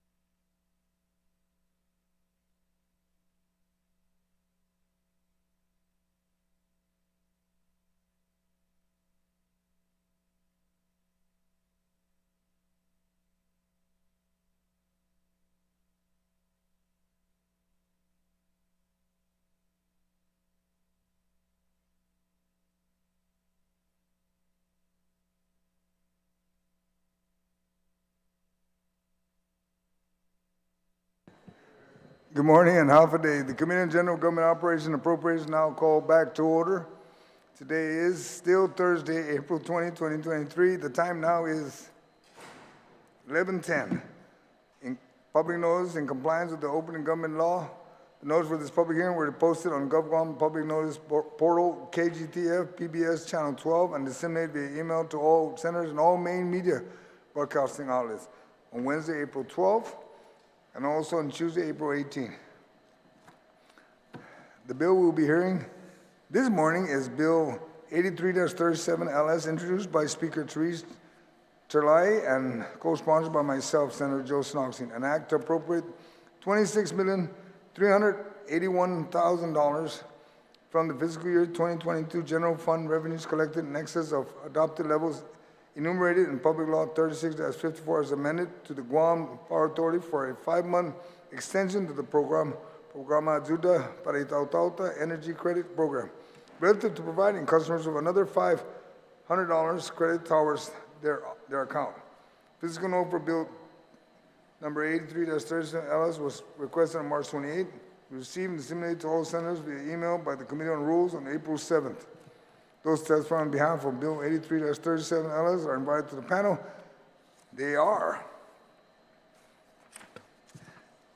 Ms. Tracy Limchiaka from GPA, Mr. I know Mr. Boris here, but that's okay, he's not testifying. Lester Carlson from BBMR, and Mr. Edward Byrne. General rules for this public hearing. Written testimony shall be submitted to the committee. Please provide my legislative staff with your written testimony for photocopying. Testimony may be read, and lengthy testimony should be summarized to about 5 minutes, but if additional time is needed, then so be it. Hopefully it doesn't go an hour. Those testifying will be allowed to present oral testimony. Once you're done, please remain in the room for questions or for additional testimony as may be desired by members of the committee. Questions and testimony shall be confined to the substance or nature of the agenda. Personal inference as to the character or the motive of any senator or any individual testifying is not permitted. Any violation of this general rule of conduct will result in removal from the public hearing room. Proper form and decorum shall be practiced by all present in the public hearing room for these proceedings. Individuals who fail to maintain proper form and decorum will be restricted from participating and will be escorted and removed from the room. When you speak, please make sure that the microphone is on and that you speak into the microphone. Please state your name and your title for the record. I'd like to acknowledge my colleagues that have joined me, and continue to join me this morning, and this, my Vice Chair, Senator Telo Taitague, the Speaker, the author of the bill, Speaker Therese Terlaje, and Senator Chris Dwayne. Thank you. Madam Speaker, I'd ask you to please give your opening statement. Thank you. Thank you very much, Mr. Chair. Bill 83 will provide an additional $26.3 million to GPA Energy Credit Program that was extended by Public Law 36-123 on December 17, 2022, and is set to end in April 2023. Bill 83 will extend the monthly $100 energy credits for 5 months starting May 2023 through September 2023 to give all GPA residential customers some continued relief of $500 in total from the increases in power rates and overall increase in cost of living. Bill number 83 proposes to use general fund revenues collected in excess of the adopted revenue levels of the FY22 Budget Act. The government collected $103.5 million more in general funds than what was adopted in FY22 budget, according to the September CRER. According to BBMR's fiscal note on this bill, there is still $15.5 million from the FY22 general fund revenues after all bills are accounted for. And the audit, of course, is not complete, but it might say more, as it has been the case in previous years. For sure, the $15.5 million from FY22 general fund revenues could cover at least 2 months of May and June and almost the entire third month of July. And thus I encourage this bill to be passed immediately. $11 million would be needed to cover the rest of the months, August and September. And if that is not found by that time in the audit, FY 2023 estimated general fund revenues, according to the last CRER for February 2023, reported tracking unaudited revenues in the amount of $45 million. with the passage of Public Law 37-3, which is the General Pay Plan, and Public Law 37-5, which is the GDOE Infrastructure Maintenance, CIPs amounts, there still is $4 million available based on the February CRER. We are expecting a new CRER today, as it is the 20th of the month, and I'm hoping these gentlemen will be able to testify as to what those amounts are going to show. But I do think that we can be optimistic, and if you look at what has happened throughout fiscal year 2023, we've in October received $7 million in excess, November 19.9, December 29.1, January 43.4, and February, I think in October we received 7, and I think in addition to that, in November we received about 12, and in December, in addition, about 10, and in January, in addition, about 14.3. In February, it looks like we only received an additional about 2, from 43 to 45 total.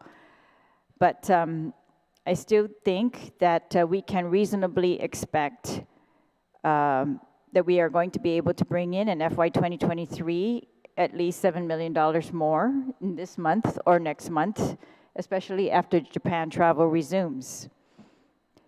And there's also nothing preventing the governor from contributing ARP or transferring funds from other sources to cover any shortfall if FY22 revenues do not match the appropriation here or the FY23 excess either. I think we have no debate, and that we all agree that families have been struggling and continue to struggle from increased power rates, housing, and food costs.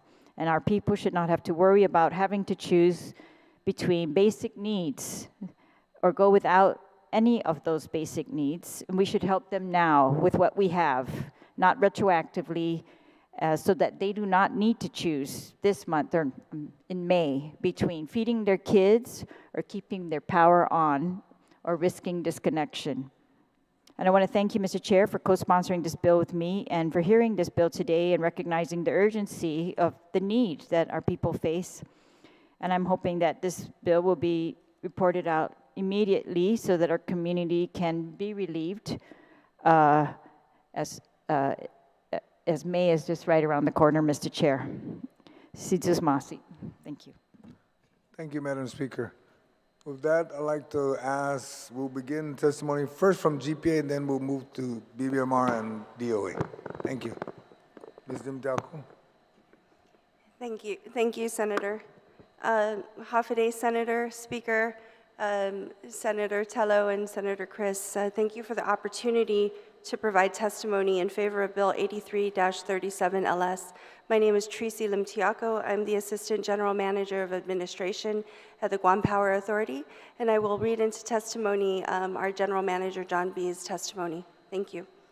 If passed, this legislation will allow eligible GPA ratepayers to continue to receive $100 monthly credits from May through September 2023.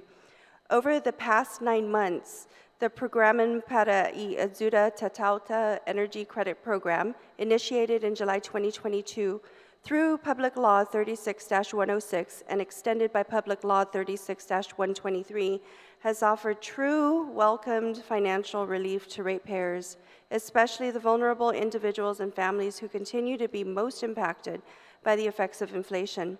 Most qualified GPA ratepayers have received nearly $900 of energy credits to alleviate the rising cost of living. As of March 30, 2023, about $48 million has been credited to over 51,000 eligible residential and commercial ratepayers since July 2022. I must note that in the written testimony, which I hope you have, there are some tables and graphs there, so I will not review that information. The cost of energy to island ratepayers remains at a historic high.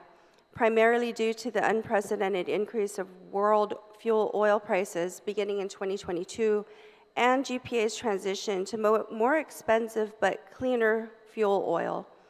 These increased costs eclipse the savings realized from the lower cost energy produced by the newest 60 megawatt solar farm and the ratepayer energy efficiency and conservation measures.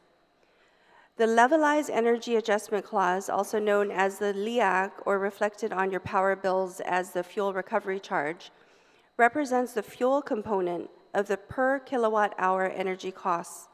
Presently, the LEAC rate is 0.318576 per kilowatt hour, while the fuel purchase under recovery is approximately negative $24,185,382, which represents a marked improvement from the under recovery of negative $47,101,089 as of October 31st, 2022. You'll see in the written testimony a graph that represents the price per barrel that GPA pays for diesel. It shows you the base rate of approximately 10 cents that has not changed, the LEAC rate of approximately 31.8 cents, which means that your total energy cost per kilowatt hour is approximately 41 cents. On the bottom of that graph, it shows the under recovery, so you could see that in the months of mid-2022, the under recovery was as great as 47 million, and you can see how GPA has recovered some of those fuel expenses that it fronted and where we are now. Although the under-recovered costs for previous fuel purchases and future fuel prices remain a serious concern to GPA, the authority recognizes the stress a steep LEAC inflicts on ratepayers. Thus, GPA intends to seek a reduction in the LEAC from 31.8576 cents per kilowatt hour to 25.7551 cents per kilowatt hour to offer some financial relief. If approved by the CCU and the PUC, a residential ratepayer with a monthly consumption of 1,000 kilowatt hours will see a 14.67% decrease, or roughly $61, in his or her total billing statement as illustrated below. GPA will continue to power forward with its Clean Energy Master Plan that will bring lower cost, reliable, resilient, sustainable energy to Guam. The construction of the new Ukuru power plant is underway. Over 180 megawatts of additional utility-scale solar PV is out for bid, and several other projects to support these efforts will be launched.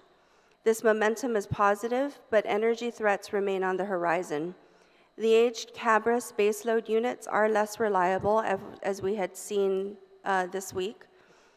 A more active storm season is predicted, which is in the news today. And world oil prices continue to fluctuate. These issues challenge the generation and price of energy.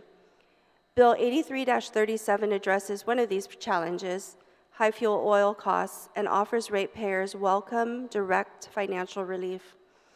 GPA supports Bill, it says 87, but it's 83-37, which provides continued relief from high energy costs to our ratepayers.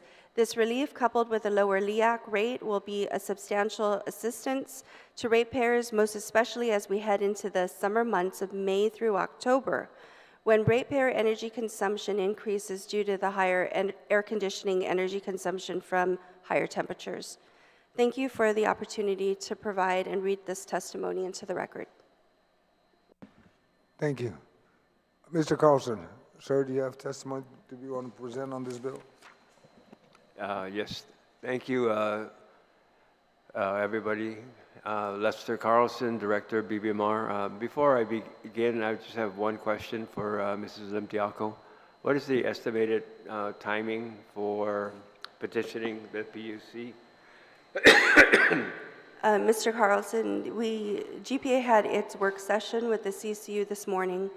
Although we did not provide a resolution, we did provide the same LEAC projections that I reviewed today. The CCU meets next Tuesday, so it'll be up to the CCU. Thank you for that clarification and that potential relief. Much appreciated. We stand in support of the continued assistance. As Mrs. Limpiaco mentioned, we are approaching the hotter part of the year, and energy relief would certainly be welcome.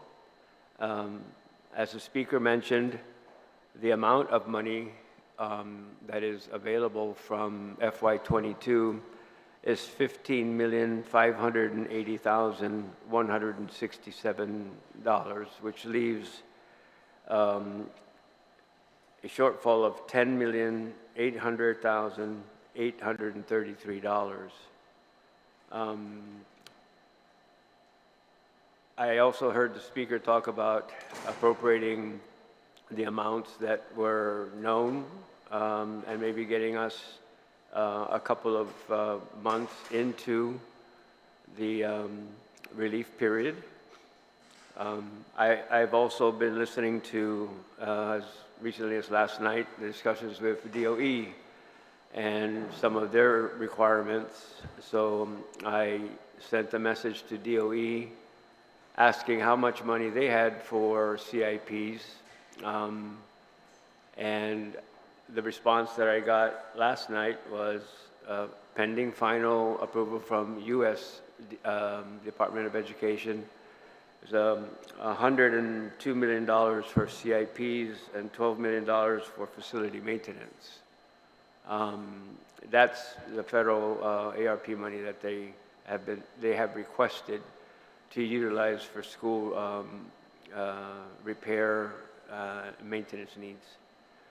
What I would like to suggest for the consideration of the body is a revision to Public Law 37-05 that reduces the appropriation by $10,800,833, leaving a balance of $9,199,167, which would fully fund the period under that's covered under Bill 83. It still leaves DOE with their admitted capacity issues for procurement and also even staffing for addressing the maintenance.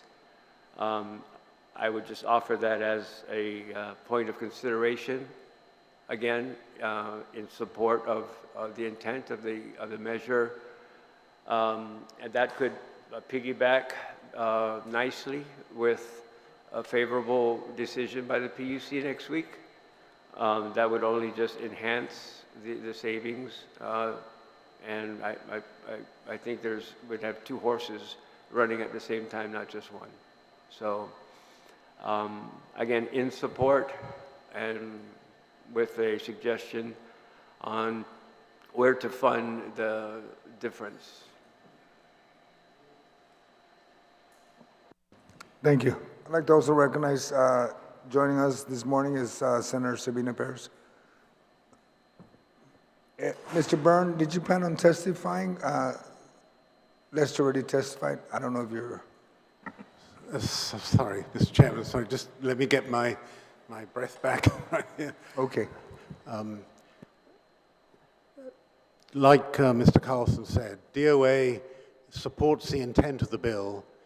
DOA is concerned of the source of the funding, but I also wanted to add that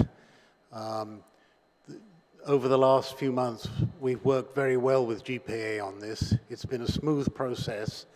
We've transferred the funds to GPA, usually the last week of the month preceding the effective month of the billing. I just wanted to say that I appreciate working with GPA on this. It's been working very well, and the funds have actually got through pretty quickly to the ratepayers, as you know, within days of us paying these funds to GPA. Thank you. Madam Speaker, do you have any questions for the panel? Yes, and thank you so much to each of you for being here and for your testimony.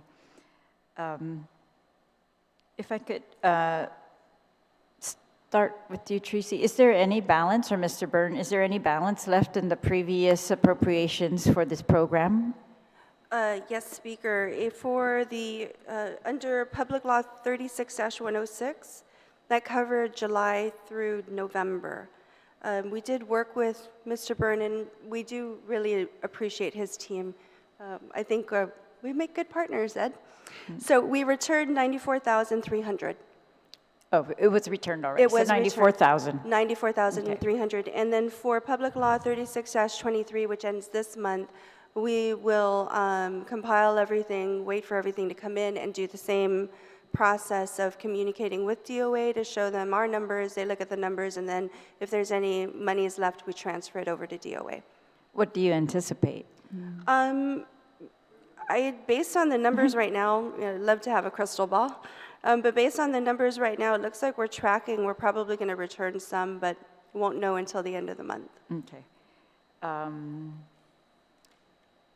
Mr. Carlson or Mr. Byrne, do you know the amount of excess for this month in the CRER that's due today? It would be insufficient to cover the $10,800,833.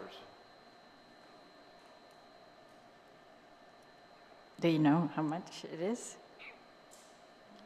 Less than 10, you're saying? Yeah, I'm just letting you know it's insufficient. So if you were to include that in the fund source, you'd still be short. Mm-hmm.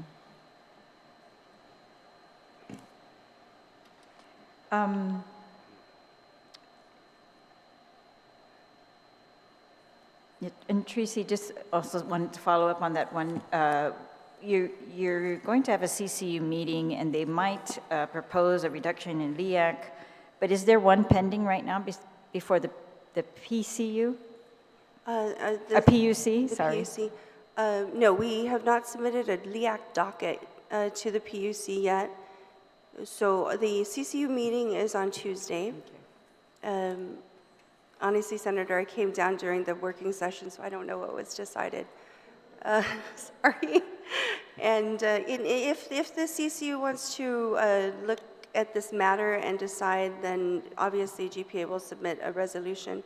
If they decide to hold off, then that's their purview. And then, of course, it would be the purview of the PUC to decide whether or not they would hear this matter in their April meeting or in May. And of course, I think everyone is concerned about notice requirements. So we want to make sure we're following the law. Sure. Thank you. Mr. Chair, I'm not sure if you were there at the moment when yesterday during one of our hearings, we also received testimony from the Realtors Association that rentals were up, but they were seeing people move out of rentals, not necessarily because of the prices of the rentals themselves, but because of the cost of power. And so for those costs, they were being forced to move back to their parents' homes or something like that. So I just wanted to also mention that. Again, I do think that looking forward, especially with the Japan travel resuming, that we may be able to cover the small shortfall with excess of FY23, even though not in 1 month alone, but we've got several months. We can cover the first 2 or 3 months, almost 3 months immediately. We can give people that assurance for May right away, and then we can, in the interim, find the balance or project the balance and count on our continued collections that we've been pretty consistent, about 10 million a month. Mr. Chair. Thank you, Madam Speaker. Vice Chair, Senator Telo. Thank you, Mr. Chair. The question on being able to, fulfill the full, I think it's 3 months, if I'm not mistaken, or 5 months additional. Can you tell us how much it would be if we were to only fund this for 3 months? I mean, we're looking at the amount that we have available according to BBMR, only having it at 15 million. And so I'd like to ask GPA, if we were to at least fund this for the next 3 months, how much would that be? And you have case history from, what we've been doing. This would be the third one.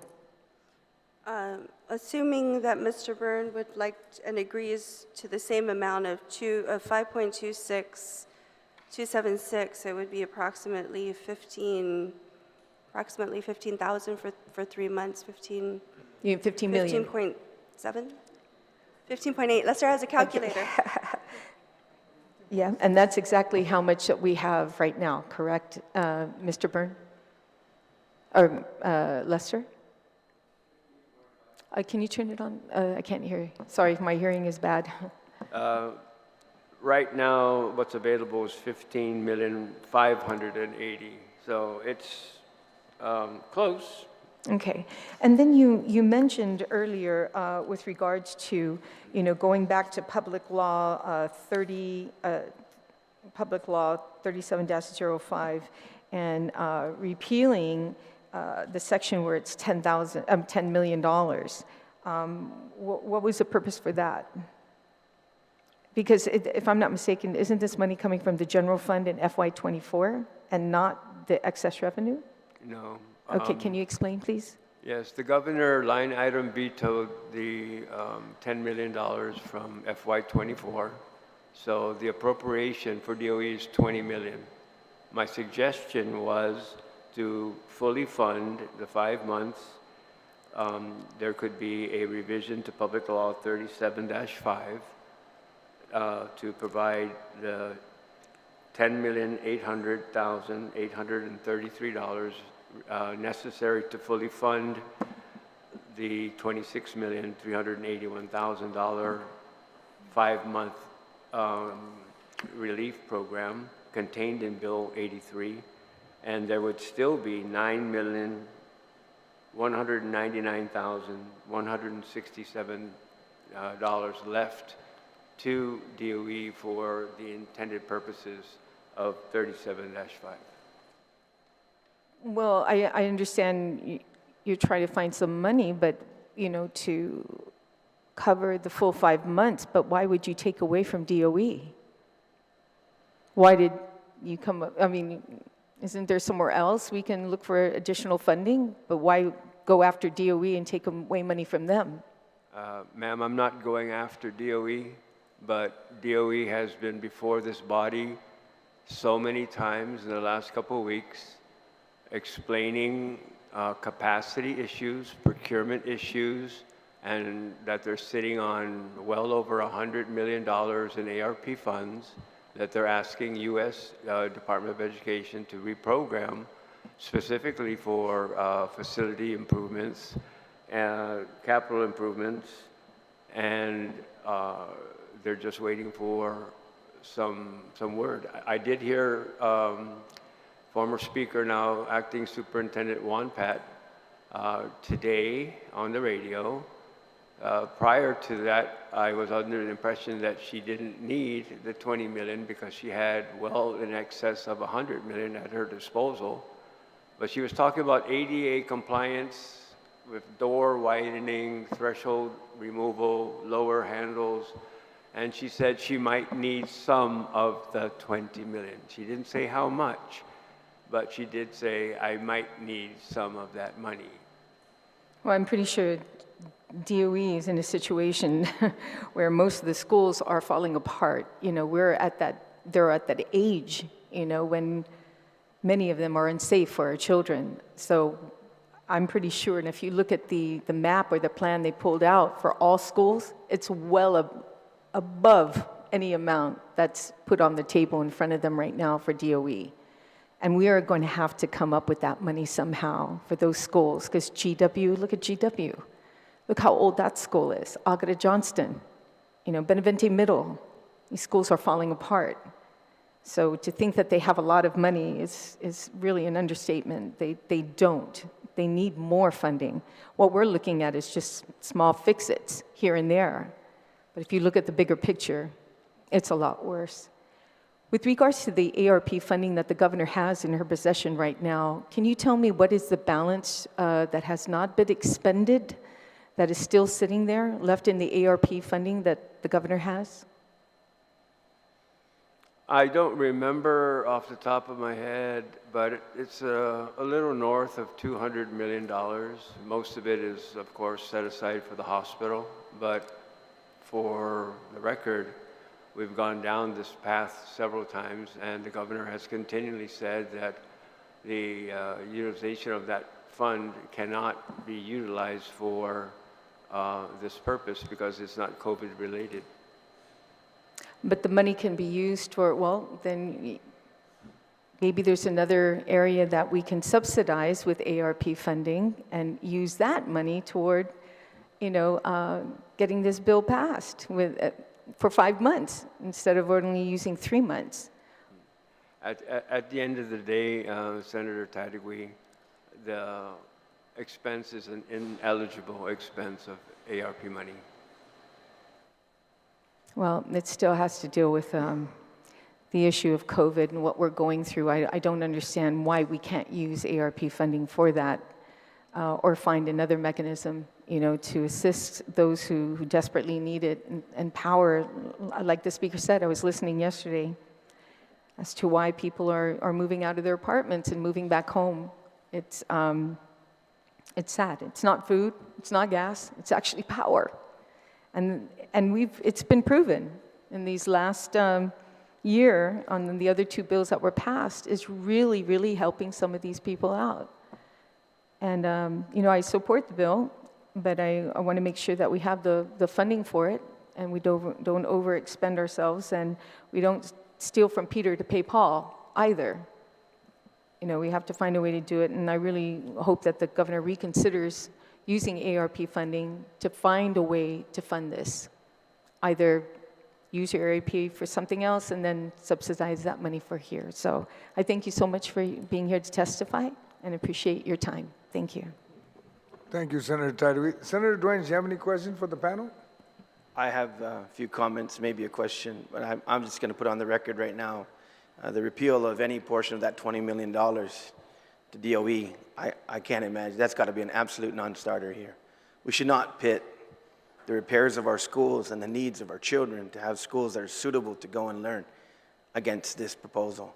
I agree with the author of the bill that we should contemplate possibly incrementalizing this, find out what this CRER is showing, and maybe even, Mr. Carlson, go back to the list of the appropriations. This is exactly what I asked for during the pay raise contemplation, and fortunately it shows up today in terms of what was appropriated from excess revenue of fiscal year 2022.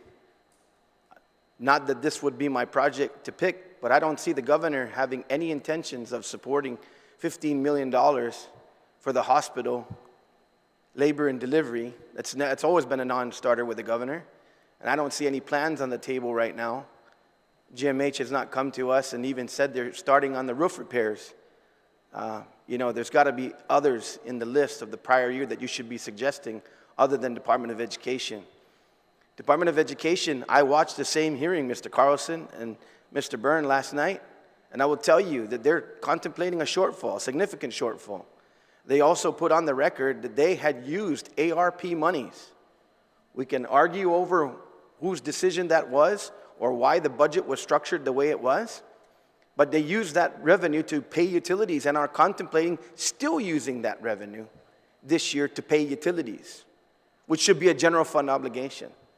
So I respectfully request that you look elsewhere, and I don't think you'll have the votes in this body to reduce that $20 million appropriation. And I think it would be a sad day for us to contemplate that, knowing that the deferred maintenance and everything else that's been put on the record from GDOE is way in excess of $130 million. So the 115 that they even put on the record yesterday that they might have available under reprogramming is still woefully short. And just because they're having a hard time with getting contractors and putting that money out there, it's actually the local appropriation that they're looking forward to handle some of the things that if they don't get the approval for any type of extension or anything that they're working on right now, the local backstop is actually something that they're looking at. And not only the contemplated deferred maintenance, but there's so much else that's on there. Fencing repairs, flood mitigation, issues with their playgrounds, none of that is in the deferred maintenance. So I'll just tell you right now, sir, I want to help with the power bills. That's a non-starter. I don't think that's going to happen in this body. Thank you, Mr. Chairman. Thank you, Senator Duenas. Senator Perez, do you have any comments or questions for the panel? Yes, thank you, Mr. Chair, and thank you to the panel for being here. So I want to thank GPA for contemplating reduction in the LEAC. I think that's really critical. I just attended the renewable energy portion of the conference last week, and there was some mention of potentially reducing LEAC, and so I'm glad to see that GPA is flexible. I know that we're hearing the signs of money diminishing to support subsidies, and so I guess my question is more related to what can we see for the long term as far as reduction in cost as more renewables come online and as the new power plant comes online. Is there a potential reduction, or what do you foresee as the LEAC reduction if gas prices still remain stable or reduced for that matter? That's a great question, Senator Perez. I'm trying to remember the slide that John B. showed. So I wish he was here, but he's not. And thank you again for attending the CIS, the GPA track. The Clean Energy Plan it's quite complex.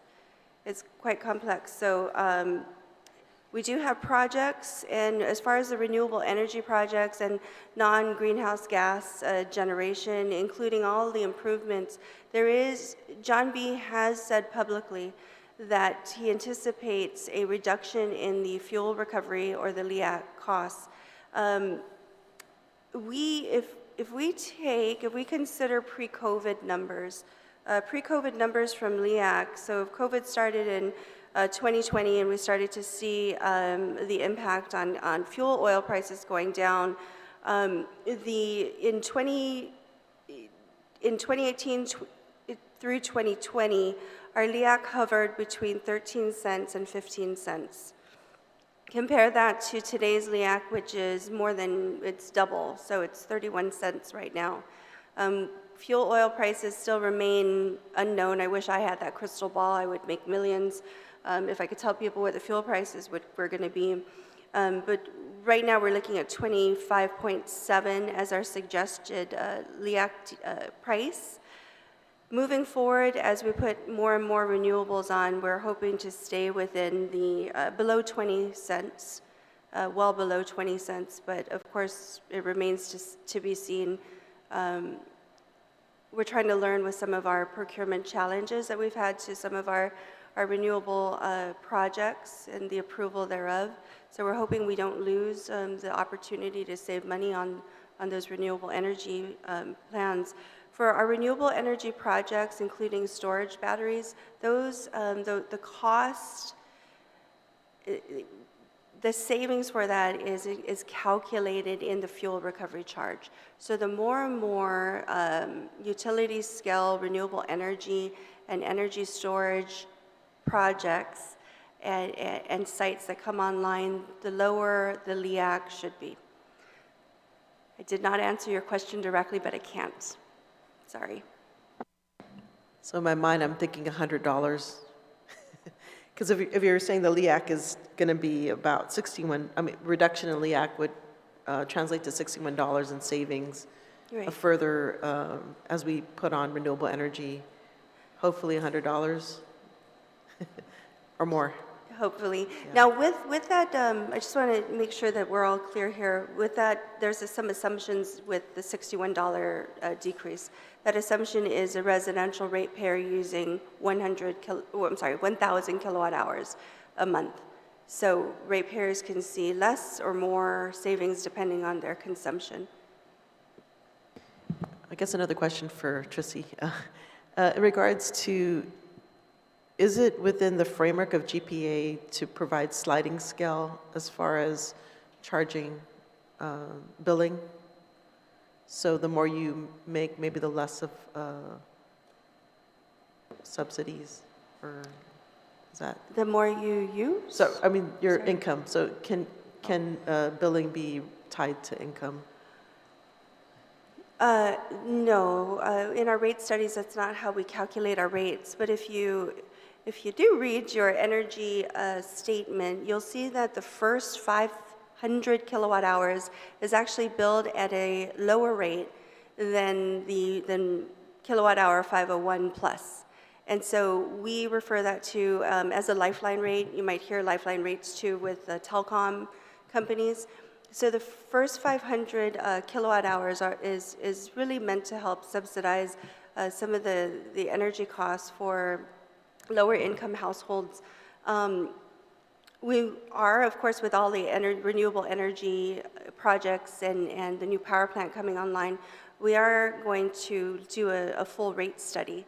And so I know that John B. has said publicly that he would like to revisit the lifeline rate and see if we can increase that. So it's not a sliding scale based on income, but it is a sliding scale based on consumption. And generally, you know, for our customers in the lower income category, we do see that they naturally try to use less energy. So there's that. And then one more question about hedging. So I know this issue was brought up before. Does GPA utilize that strategy to kind of stabilize cost of fuel? I'm sorry, I can't answer that question. Okay. I don't believe so, but I don't have the knowledge to answer that question. Okay, so we could follow up with that. Okay, thank you, Mr. Chair. Thank you. Thank you, Senator Perez. Simple question before I pass on to the author for her final, any questions or comments, and then closing. Do you guys have special rates at all for anybody? I think you do for, I guess, maybe welfare or GURA, or do you have special rates out there? At all for anybody? No, not special rates as far as discounts go.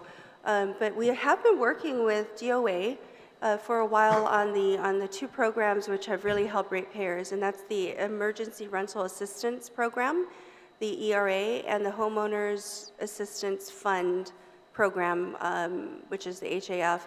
And those have really originated from, from COVID, the pandemic era.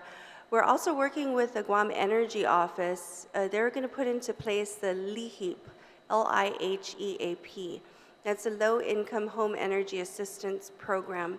It's a federal program, and it's subsidized. It helps provide direct financial relief to obviously low-income households. That money has been coming into Guam, but it has actually been in form of a block grant and received by Public Health. And so I did speak with Rebecca Respicio from the GEO several weeks ago, and so they are working with Public Health to move those funds, and she will work with GPA to launch that program. So GPA's role in that program will be very similar to our role when we're working with DOA. GEO will administer the funds, and GPA will help the ratepayers apply for those funds. Okay, I was just curious because, earlier we were talking about COLA. And I'm just concerned that I was wondering if GPA had any program that deals with senior citizens. No. Okay, because here in Guam it's 55, and somewhere in other places in the States it's 65. So I was just curious. Okay, other than that, Madam Speaker, any question or comments or closing? Thank you. Thank you, Mr. Chair. I again want to thank you for your urgency in this measure and promising to help us to find what we need to get it done. And so just for everyone listening, it looks like we've got to cover 5 months at $100 a month for ratepayers. it would cost us 26 million. We've got about 15 million in FY22 excess revenues. We've got about 4 from FY 2023, plus an unknown number, less than 10 for March. I am proposing that we are going to be able, in addition to the 4, to come up with 6 million in the next couple months, Mr. Chair, between March, April, and May, and that we can use FY23 excess as well to cover, to appropriate those immediately, and that that would be reasonable. I think if, you know, our revenues don't come in like that, that would be really unfortunate and signs of some not such good times, I guess, as we had been counting on.